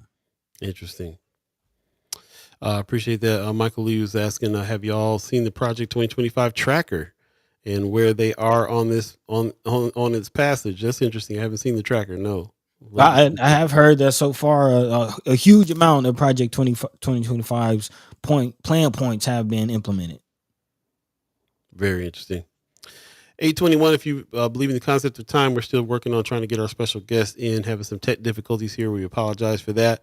But we appreciate everybody's comments. We appreciate everything that everybody is putting in the comments and adding to this conversation. It's interesting. As soon as you told me that you was a history buff, buddy, I see, I've been noticing now like parts of our show that really kind of dive back in and seeing what's going on in the past. We got people who reference the past in the chat all the time, chat chimers that are seeing parallels with what it is we're trying to do. We've often in the past called ourselves, saying that we're working at being at, the Ministry of Information, in the way that there was a Ministry of Information for the Black Panther Party, and we always talk about that. We get down to like what programs do we have that are similar to that, or what can we look back into the past and find out. If you want to know more about Panther programs and some of the stuff that we look at all the time, here's the link to this particular PDF that has a lot of the programs that they ran, which was a ton of them. We know about the school breakfast program and all those, but they had things in place for people who needed medical care, legal care, housing, and everything. They put programs together for the whole community, for everything that everybody needed, because their first thought was, let's us do it and take care of it. It's not going to get done for us. Let's us do it. And so that's why we always kind of lean towards this idea of like, we got to figure it out for ourselves. What are we going to do next? While alongside, people that are using political power and economic power to fight, that's going on too. It's not one or the other for us. It's definitely everybody has a lane, and we need everybody in all of those lanes in order to make some kind of change. So we appreciate everybody who is on that. And when you make an expression about what it is, which part of it you think is important and which part do you think we need to be fighting and pushing for, it's never an argument. It's a and. You're right, and we also need to do this as well. And I'm glad you brought up what you think is important. Let's treat it just as important as what we think is important, and then we can all kind of get together and push at the same time, which is what it's all about for me. So I appreciate that very much, and appreciate everybody who is on that tip. Majee Miller Jenkins says the Weatherman Underground was a group. They're listening. I saw the comment. They're listening. I appreciate what Anthony Rogers Wright is saying. He says, seriously, this is not the platform to discuss them for real. And I agree. We don't condone any violence. And okay. Yeah. I get where you're going with this, Majee Miller Jenkins, and I appreciate that chapter from history being presented in this conversation. But we got to understand what time it is. Yep. We can't keep just nation time. Monitoring spirits. I understand, Majee. I understand you research it, y'all. Look into it for yourself. And I appreciate what you guys are talking about. I'm not is tiptoe. They already monitoring. They already got enough. for them to act some kind of fool. So, you know what I'm saying? This is the one thing, like I said, when I first got to Omaha, one of the first jobs I had was selling info, data. My whole getting into this world of data and realizing that everybody got everything already all the time. And that was 15 years ago. Everybody got everything all the time. Everybody's monitoring everything all the time. I'm seeing reports all the time about Microsoft letting in the government backdoor stuff. Apple's everybody is your information's out there. They're monitoring. They're watching. I see a lot of videos these days on what you can do to shut some of that down. But for the most part, if you're on social media at all, it's a done deal. They're already prosecuting people over stuff that's on your phone, over rap songs, and over everything that's out on social media.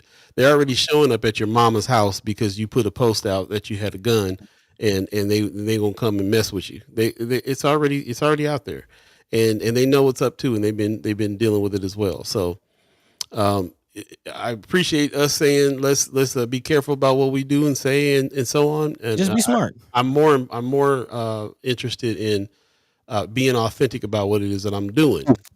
Like you said, I don't condone violence, and we're not saying we don't condone violence just because monitoring spirits are watching. We don't engage in it. There you go.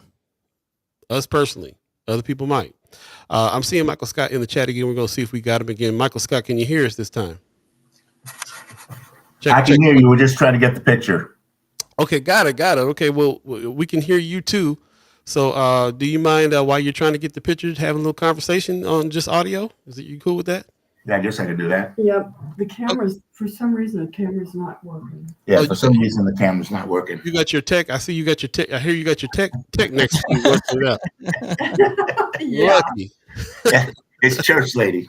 Hey, church lady, how you doing? Good, how are you? That's a good thing there's no camera, because she told me she's not ready for public consumption.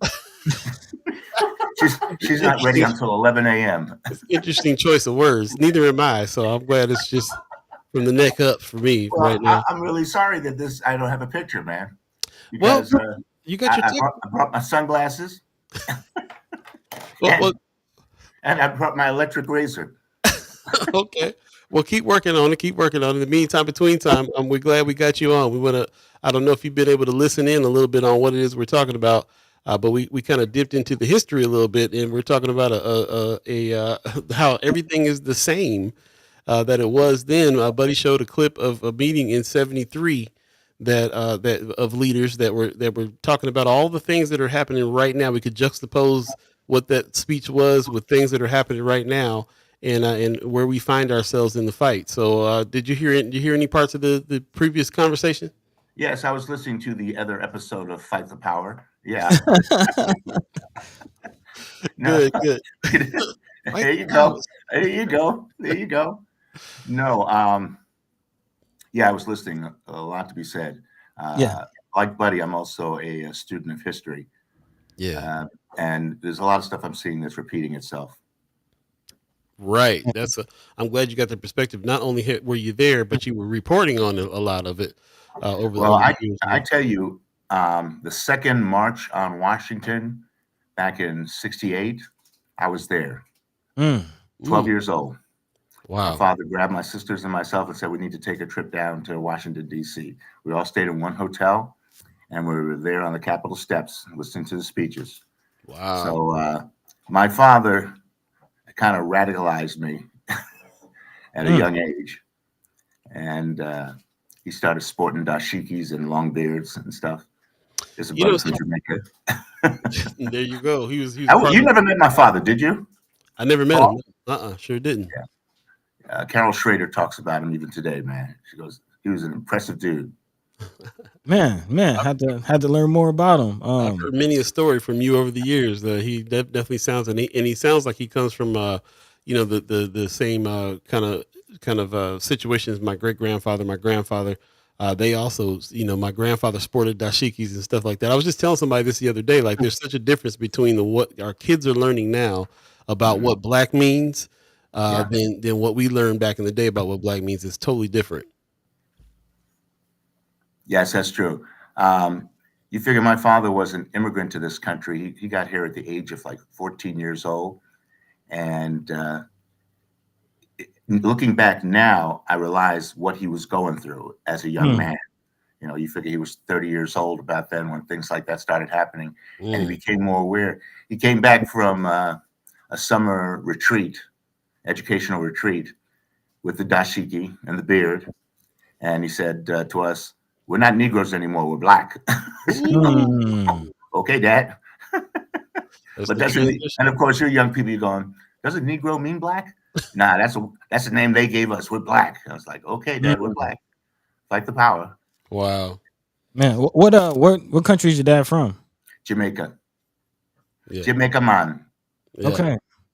Man, so just in general, like as far as what you're seeing with immigration now, as the child of immigrant parents, thoughts?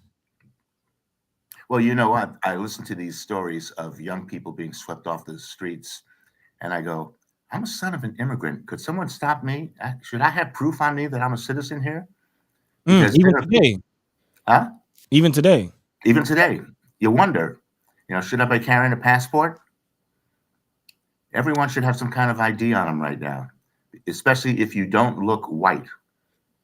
You got to have your papers. If you're a person of color, you should have an ID on you. Even when you're dealing with local cops, you need to have an ID on you. Your father gives you rules when you go out of the house of how you're supposed to talk to the man and how to interact and how it is to be a young black man in a white business and how you have to be better than the other people around you. Yeah, Dad talked in real stark terms to make his point and to protect me for what I'm going into in this world, and it helped. Man, you can't sugarcoat it. Like having a young black boy at home myself. I've even at 7, 8. I've had conversations with him like, hey, this world is an ugly place. Like this, there are people who mean you harm out there. Well, it's interesting. You said your youngster is 8 years old, and you already have to hip him to what the situation is out there. I think my father started enlightening me when I was about 10. But I think it's getting younger and younger because of social network, social media. Does your child have access to the internet? Yes, but it's limited. He's not on social media at all. The applications and games that he uses, I've implemented parental controls. I don't necessarily block him from the internet altogether, but it's not, like some of his classmates, they have cell phones and things like that. It's definitely not to that level. It cracks me up when I see parents being out and about with their children, just handing their children their cell phones because they can't deal with trying to keep this kid quiet. And it's like, just hand him your cell phone and he's making calls to Hong Kong. What's going on? Just like them sitting in it. Well, they're playing games on it and doing stuff on them phones. They're using the phones as babysitters in the way they used to use TV that way back in the day. Yeah. That's what I'm seeing. I want to jump in here real quick. For those of you who don't know, we got brother Michael Scott on. And if you don't know who Michael Scott is, he's a journalist, a broadcast journalist. He's been in the game for years and years and years. He was on network television doing mainstream media stuff in everywhere. Omaha, you were in Texas, California, Entertainment Tonight. Just was realizing here that we're kind of speaking to everybody as if we all know who you are, and I just wanted to make sure that especially a lot of the new people that are chimed into our show know who we're talking to. This is brother Michael Scott, and we consider this cat a legend in the game, a veteran in the game. Really look up to the work that he's been doing all this time, and the time that we spent. He was the original. Before we did First Sky Omaha, we did Michael and Michelle in the morning over at Mind and Soul, and a radio station that we had. And I learned so much from the time that you were there in the way that you did stuff. Like, because you have been in broadcast journalism and because you were on Entertainment Tonight and all these other shows, I kind of thought of you as this anchor guy. The time we spent at Mind and Soul taught me that you're a true journalist. You dig, and not just a journalist, but a revolutionary. You kind of the epitome of what we call journalism is activism. I didn't realize how much of an activist you have been over the years, and you've been inside the system. I'm seeing pictures of you with your fro back in the day inside the system, trying to hip them to what's happening. So when I think about the kind of work that we're doing, and we just had a discussion about how nothing has changed. We're doing the same kind of work that people like you were doing back in the day before the same problems and the same issues.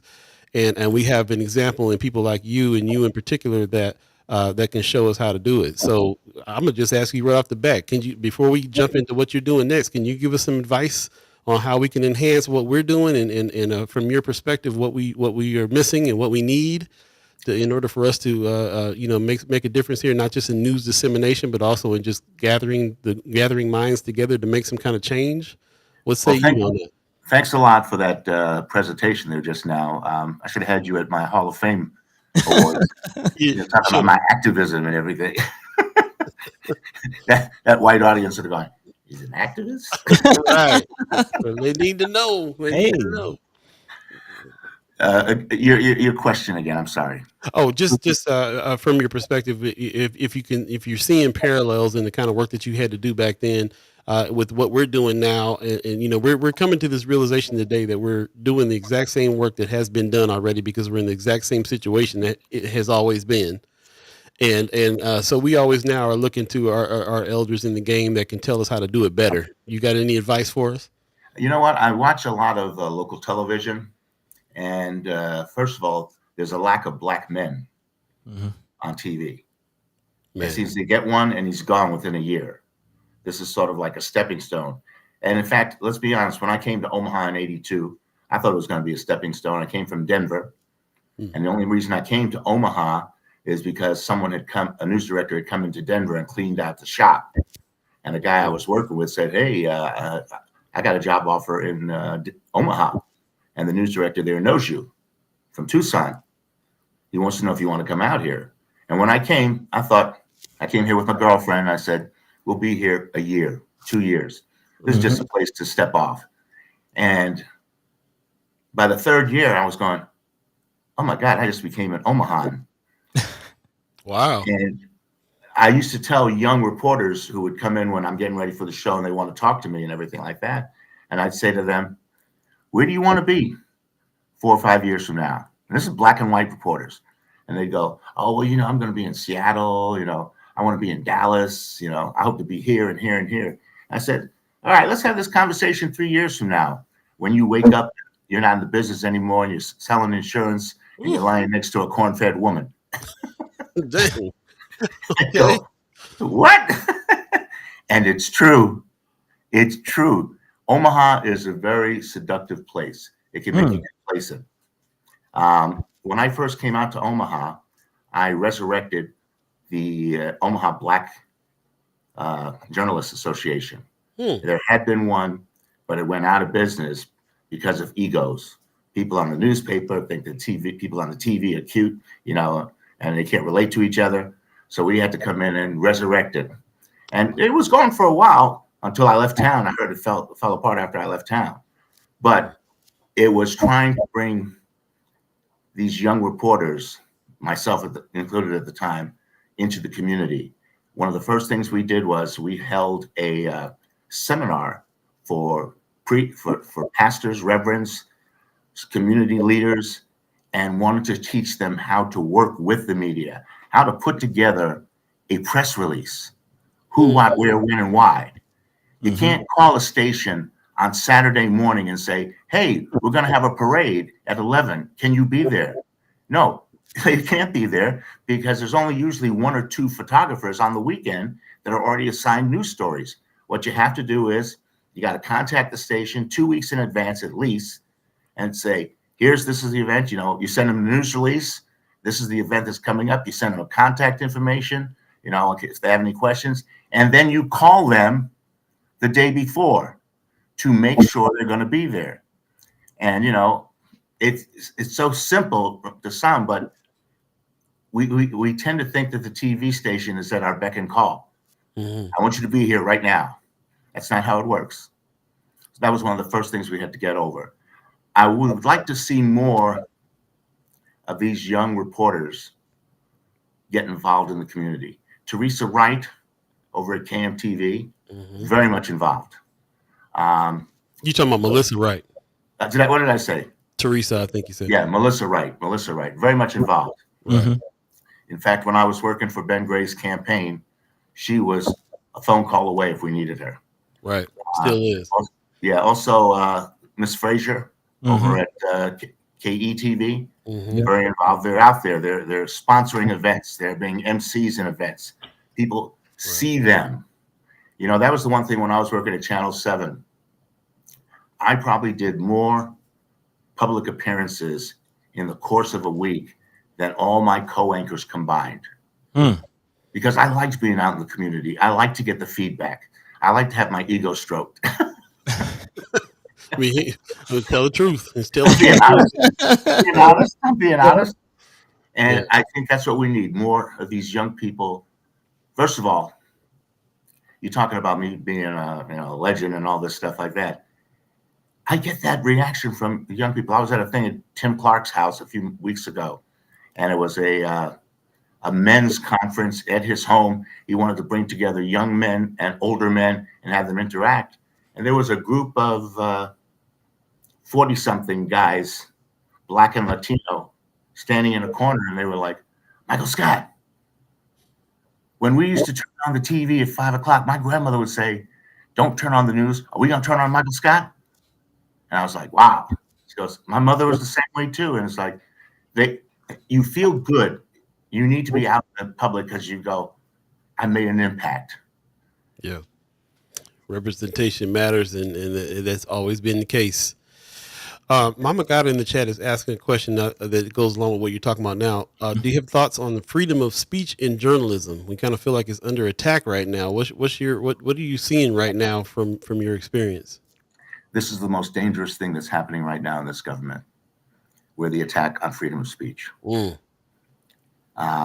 whole thing that happened at the Pentagon, where they wanted them to swear, I guess, allegiance to the leader. No, that's not going to happen. And I was impressed with those reporters who threw their press credentials in a stack and said, hell no, we don't need this. We're not going to do this. Yeah. I think the only two news agencies went along with it. And one of them is Omaha, what is it? Your News Now, OAN's network or something like that. Real right-wing thing. One Nation News or something like that. Yeah. The press, the media has to be strong. That whole thing that happened with Jimmy Kimmel, it shows what happens when you stand up and you be strong. The outcry from the public going, no, you can't go and take our shows away because of something he said.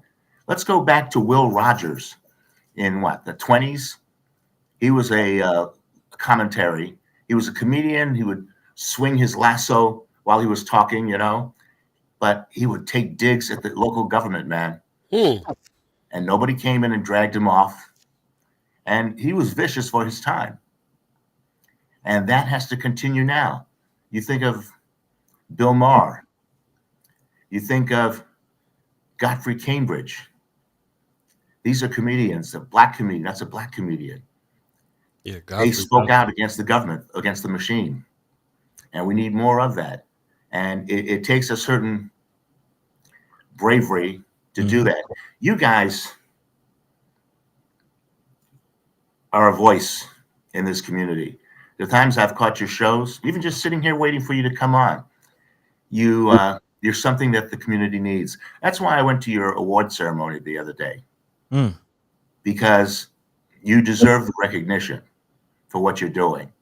And I was glad that you had a small turnout, but you had a prominent turnout. And you are keeping people in the loop. You're the place to turn to. Recently with the Crawford incident that happened. We call it the Crawford incident. There was a lot of voices that needed to be heard, and you guys supplied those voices, or the platform for those voices. So thank you for the work you're doing. And that's going to be the future of journalism. Not the, what do you call it? The regular media. Traditional media. The Tiffany networks. That's got to end right now. That's something coming from you who made your livelihood on them mainstreams. Well, the viewership on those are falling. Yeah. And people are, you got to go to where the people are, and the people are on a laptop. People are on a cell phone, and that's what you guys supply. I I hope the one thing that I instilled in you when we worked together was validate the facts. Mm-hmm. You know, if you hear something and it makes you go, is that real? Then you need to go check it out. Which is everything nowadays. Yeah. You know, and it's easy since you do have Google in front of you. Go, is it just take the headline of whatever they sent down that you're in question of, take that headline and put it in Google and see what comes up. Mm-hmm. It's real easy. And, you know, I've once or twice in the last few years got caught putting on something that wasn't validated, and it came back and bit me in the butt. Mm-hmm. Wow. I don't know, you guys. I think you asked me. Have we gotten to the point where you're asking me what I'm doing now? It's actually perfect timing. It's 8:45 right now, if you believe in the concept of time, and this is the time that we're getting ready to wrap your interview. But we want to hear from you finally, what it is that you got going next, because we know it's something. We know you're doing something out here. You all know who Katie Rain is. Yeah. Katie Rain, yeah, the lovely Katie Rain. Katie Rain and I are working on of launching a podcast. It's called Michael Scott Unfiltered. It used to be Michael Scott Unleashed, but some white folks had some problems with that. And they were so, what do you mean unleashed? So it's Michael Scott Unfiltered with Katie Rain. Okay. And we're going through Walnut Media, Boomer Radio. They approached me about it, and we did a pilot, and we're waiting to take a look at it. So we'll keep you informed. Follow Katie Rain. She's a good. I hooked up with her because she's really social media savvy. Yeah, the girl knows how to promote. So we're working together on that, and we hope to have it launched within the next few weeks. Man, I'm definitely glad you're announcing that. I actually spoke to Katie. She kind of tipped me off a little bit, but I'm definitely glad that you're working with her and working on that. Well, the funny thing, buddy, people ask, so what's it about? And I go, that's my question. 45 minutes. About 45 minutes. Okay. So you what will you be touching on? What can the people expect? What? I don't want to get pigeonholed into politics or anything. I want to talk about what the people are talking about that day, what they're talking about around the water cooler, whether it be Taylor Swift or whether it be a police beating. And also a positive thing. I get along with the police chief, and I have personal reasons to be leery of the police department because of a run-in I had with them about a decade ago. Mm-hmm. But I think this chief is someone you can work with. He's trying. It was interesting when that officer got shot in the head, how he reacted with the Crawford thing had been the week before. Mm-hmm. And he got really defensive at this news conference saying, it's a real tough job, And I was going, yeah, it's a tough job. But that thing that happened, have we ever heard of a final report on the investigation in the Crawford thing? Everybody got let go. Nothing, no laws are broken. So it was complete. The investigation has been completed. Mm-hmm. No, there's another investigation that the mayor called for that is going to happen as well. Yeah, internal the police is doing an internal, and they're doing an internal investigation right now. Because there's some questions that need to be answered. Mm-hmm. There are, the guy. First of all, Crawford doesn't drink, so and he had a registered gun on him. So let's not get into it because we only got minutes, and I know you got to get going here. Because I can see your face nodding. You know what? I'm really sad that there's no camera, man. I even shaved. Oh, man. and I wore sunglasses just in honor of the man over here. Call me. Man, I appreciate it, man. We have to we'll try again. We'll have to have you back and try again. Let me jump back real quick to your radio program that's coming. Is it going to be is it everyday thing, once a week? How's it going to manifest on Boomer Radio? Right now, we're looking at once a week. Probably shoot them on Wednesdays. Okay. Wednesday evenings.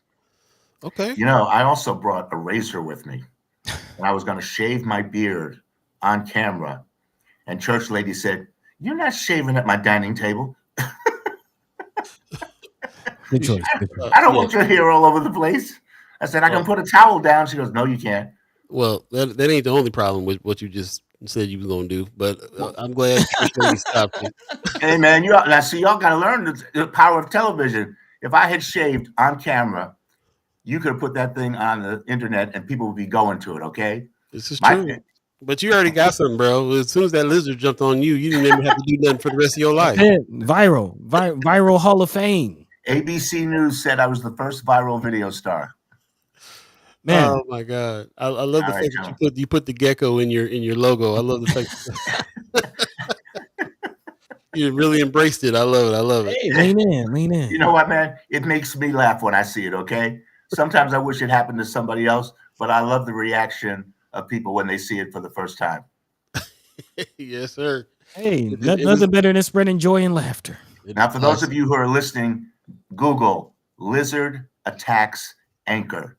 If you don't know what we're talking about, look at these two. They're losing it over there. Lizard attacks anchor. Make sure the volume's up real loud so you can hear me cry like a little, you know what. Classic. It's the best. Hey, man, really appreciate you coming by. We'll do it again soon. Sounds good. I appreciate it. Thank Linda Lathan. Yep. Yes, Making this happen. Yes. And Thank you for joining us. And thanks, Church Lady, for Yeah. helping with the tech as well. Appreciate it. And that's my dog. Hey, that's great. All right, we got to go. All right, gentlemen, take it easy. Peace. All right, peace. Man, the legendary Michael Scott. Man, yeah, it hasn't changed a bit, man.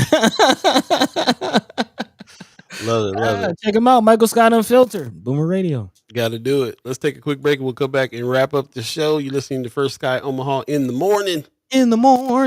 All Beeee, buddy to God, all of you chat chimers, ghost listeners. You know what? I feel like I want to hear something real quick. What you got? Yeah, I ain't listened to it. Let's see what I got here. Let's see. Yeah, let me find what's happening because we really got to get into it. I feel like moving and grooving. There's something about talking to Michael Scott and thinking about the morning show and the music we used to play on the morning show. It really, yeah, I missed that part of it. I missed that not being able to do that on social media. You know what I'm saying? But stay tuned. We'll be right back. First Sky Omaha in the morning. All Beeee, buddy to God.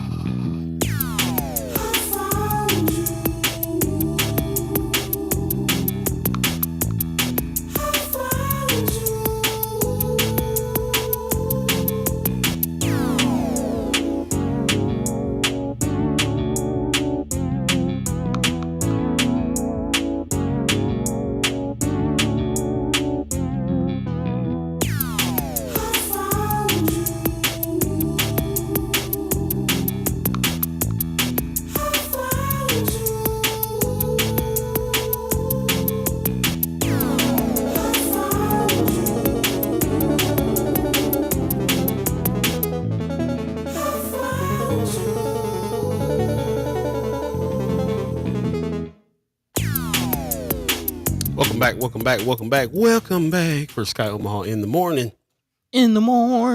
All Beeee, buddy to God. What's going on, y'all? I see my man Jethro in the chat. What's up, man? Hey, Going down. Linda Lathan said, "Oh, thank you so much," and his doggy too, man. Michael Scott and his dog. I gotta tell you some stories about that. Loves them dogs. It's going down. Black Dynamite in the chat. He says, "Man, I miss Mike Scott. Yeah, man, we used to have fun. We used to have fun back on the Mind and Soul in the Mind and Soul days for sure. I appreciate him coming on." 8:52 right now. If you believe in the concept of time, we got about 8 minutes left in the show, and I just want to make sure that we, acknowledge everybody who jumped in and had some stuff to say in the chat today. Really appreciate everybody's expressions. We kind of went down the rabbit hole on a few things, riling some folks up about some, how important things are. We try to keep things light, but not like keep things light for light's sake, not just throw some light stuff in.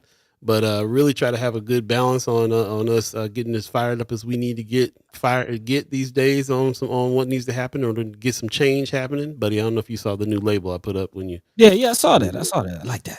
Blast in progress. But also coming back and real authentically, also making sure that we acknowledge what else is going on too, which is some good stuff, which is some is some progress. It's the fight is happening. We're not just laying down, letting things go down. We're picking our lanes and jumping in them. And there's also some joy to be had and stuff like that in the midst of all these things as well, as much as we can. So we'll continue to do that. I also want to continue to put the call out before we wrap the show up. I made a call earlier for people that had resources when it came to housing and any kind of ideas, any kind of people that own homes. Like I said, we have people and friends and family that are out here that that are looking for the next place they got to go. And it's not just people in these encampments that we're talking about when it comes to the houseless. It's also people hopping people's couches because they don't have a home or facing an eviction. People that have kids, people that have dogs, they got to go somewhere. We need resources all the time, and we already know what it is when it comes to housing. Everybody needs the hookup. It's all about the hookup all the time. I don't know many people out here that are just going out here and just getting into some homes without having some kind of hookup, and it is what it is. So if you got a hookup, let us know. Send us the email to firstguyomaha@gmail.com. Let us know whatever resources you got in order to help people get in that are in bad situations, get out of those situations. We want to help people that we know directly as well. While we're out here also, trying to figure out how we can help people in these encampments and so on and so forth. So yeah, space is the place. This is the season. We are absolutely going to be talking a lot about houselessness, and just being able to find a place to be able to live, work, thrive, and do what we need to do, and have our kids in school and in the district that they live in, and just everything that we need to do in order to make sure that we can start from that base, the place to just live. Eating is probably after that. Can we eat? Can we help people eat if they don't have their SNAP benefits anymore? Can we all pitch in there as well? Can we take some action on all these things in order to be able to help each other? We got to do it. Food co-ops. There you go. Yeah, I heard there was. Yeah, I'm glad you reminded me. I heard the one out here. Look into it. Yeah. Earlier, Reggie Miller Jenkins in the chat talking about they're doing one in Lincoln. The food co-op, free food co-op, and of course, supporting pantries. Of course, Black Men United. Mm-hmm. What they're doing. Man, that pantry, our ministry center, with their pantry. So, yeah, man. I mean, we're gonna have to keep it going. We're gonna have to elevate those things and come together in these times, because you see, it's on us. You know what I mean? So, and one more thing about the food thing, I heard a very interesting report yesterday. Somebody was calling for people to help pay for food pantries. So, the food pantry is going to disseminate food better than any of us can do that. So right. Support the actual pantries. Get them food, get them money so that they can feed more people. Shout out to Black Men United who be having the traffic wrapped around the corner, man, for real. There's some ones that are doing on their own as well. So we can help them by donating to Black Men United, helping them get more food to help more people, and not really worrying about going out ourselves and getting the food for people, but utilizing some of these organizations that are already doing the work. Yeah, especially if people are talking about actually going on a general strike. If we actually do that as a nation, what does that look like? That means there won't be nurses going to work. That means there won't be chefs going, working in kitchens. There won't be cashiers at the grocery store. So how are we going to feed ourselves? How are we going to work together to make sure that babies are being taken care of and things like that? So yeah, food, shelter, healthcare, basic necessities. But we all have to make sure we have it. Big time, man. 3 minutes left in the show, buddy. What's on your mind? How are we wrapping this up today? I'm going through all the stories. I think we covered actually all the stories that I had prepared for the day today. Actually, no, there was one last story that I wanted to mention. In light of everything that we've been talking about today, kind of continuing something that I mentioned last episode as far as paying attention to judges. Of course, we've been paying attention and talking about the Supreme Court situation. Again, the Voting Rights Act being possibly gutted, if you will. So paying attention to that, of course, Nebraska possibly sending its voting rights situation up to DC, or the information of its voters to DC. So again, paying attention what's happening ahead of these midterms, but also what's going on as far as some of these actions in court cases and some of the judges that are being put in place. It's being reported as Governor Penland has appointed a few new judges, actually 2 new judges to the 3rd and 4th judicial districts. Let's see. Judge Ryan Decker has been appointed to the 3rd Judicial District. This district consists of Lancaster County. Decker has been a deputy attorney in Lancaster County and has been the prosecutor for the Lancaster County Veterans Treatment Court and Adult Drug Court. So I'm not very familiar with now Judge Decker, but someone to look into. Again, Judge Ryan Decker, and then also Richard McGowan, who served as Omaha District Court Judge in the 4th Judicial Court.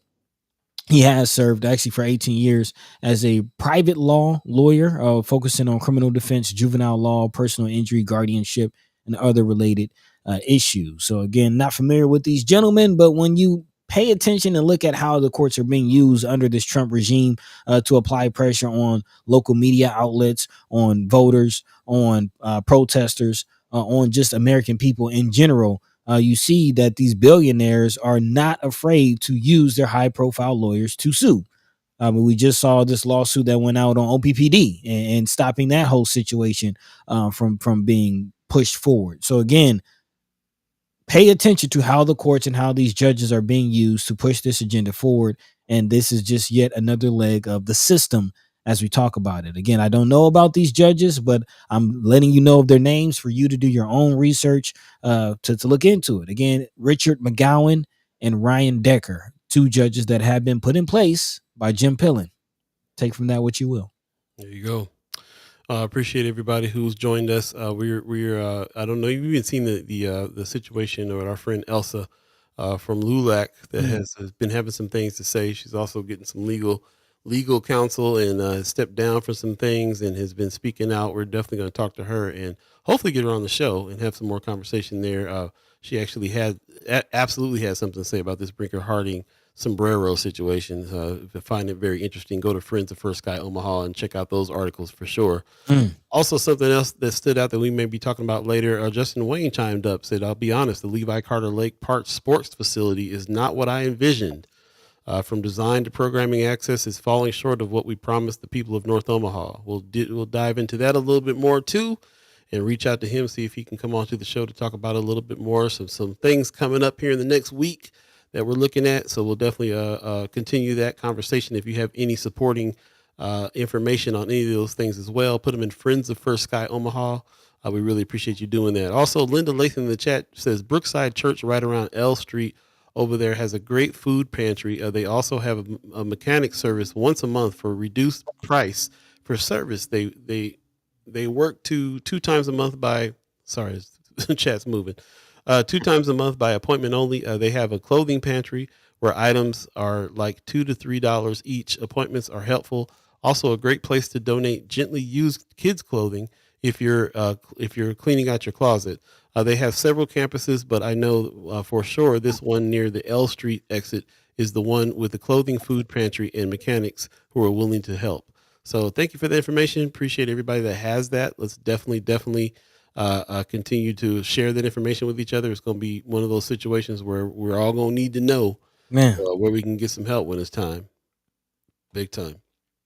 So appreciate everybody that's joined us, man. We're going to go ahead and get out of here. Sorry I didn't get to all the comments. KDL says, I remember Michael and Michelle in the morning on Mine and Soul. That's right. It's where it all started. For those of you who don't know, Buddy and I put together the programming for the Mind and Soul 101.3 FM radio station that was based out of the Malcolm X Memorial Foundation back in the day. And we decided early on we needed to anchor that radio station in news. So formed the morning show and hired Michael Scott and Michelle Trosclair, which I thought would be two kind of, it's a good combination of people that would keep it lively, to say the least. And we started the morning show, and that's where the news piece began with us, and it kept going all the way until this current iteration, which is me and Buddy 3 times a week, Monday, Wednesday, Friday, live on YouTube, Facebook. Definitely check us out. Definitely like and subscribe. And thanks for everybody that's been following us ever since back then, for real. Yeah, this is definitely a continuation of that work. I mean, by all means, I'm actually sitting in Michael Scott's chair, if you will, kind of as the anchor. So. Hey man, appreciate I'm here knob tweaking. Yep. Like the whole time, man. So again, big appreciation to Michael Scott for joining us this morning, and his words, man, it means a lot. Definitely coming from him, who was a part of it, and now seeing us go on and do what we're doing now, and still appreciating and recognizing the work, man. It means a lot. So thank you, Michael Scott. Thank you all of you for tuning in. We're about 4 minutes past the time, so I know you about ready to get up out of here. He tired, boss. Tired, boss. What say you, Paul? Just want to give a shout out to the Omaha tribe elders for allowing us to be on this land and speak while we're here. Shout out to our elders for allowing us to speak before you, and shout out to you, the chat chimers, allowing us to speak with you and have such great conversation, great additions to the conversation, information, research, questions, and respect for our guests. Really appreciate that very much. Pop says, great Wednesday show. Love the Michael Scott segment. See you all on Friday. Man, we might fool around here and try to get Michael and Michelle and me and Buddy on one show. Man. That would be wild. It would be. I don't know how to contain that. It'd be a while. Have to be an off show. It had to be one of them 3 p.m. in the afternoon. Man. Impromptu shows. We'll see. Appreciate all of you. We'll definitely see you on Friday. We're working on a special guest for Friday so we can dig into some more of these things that you guys have been talking about on Friends of. So then, in the meantime, between time, check them filters out. Because the heat is coming on. Man, actually, I gotta change my filter. It's cold outside. Brr. Chilly, boss. Reunion episode. I like that idea. For sure. Got me thinking about it. Mind and soul reunion, you say? We'll see. Until then, thank you, RG. Appreciate that. November 1st, free community cancer screening. Hey, tap in. Yep, tap in, please. You got any information on that as far as flyers or whatever? Go ahead and put them in Friends of First Sky Omaha. Don't let me forget. I'm going to go down there myself and get checked up. So don't let me forget either. For sure. Appreciate it. We got more to come, but with that, we'll save it for Friday. So you guys take care of yourselves. Peace. By the way, Vanglorious, this is protected by the red, the black, and the green. At the crossroad, with the key. By any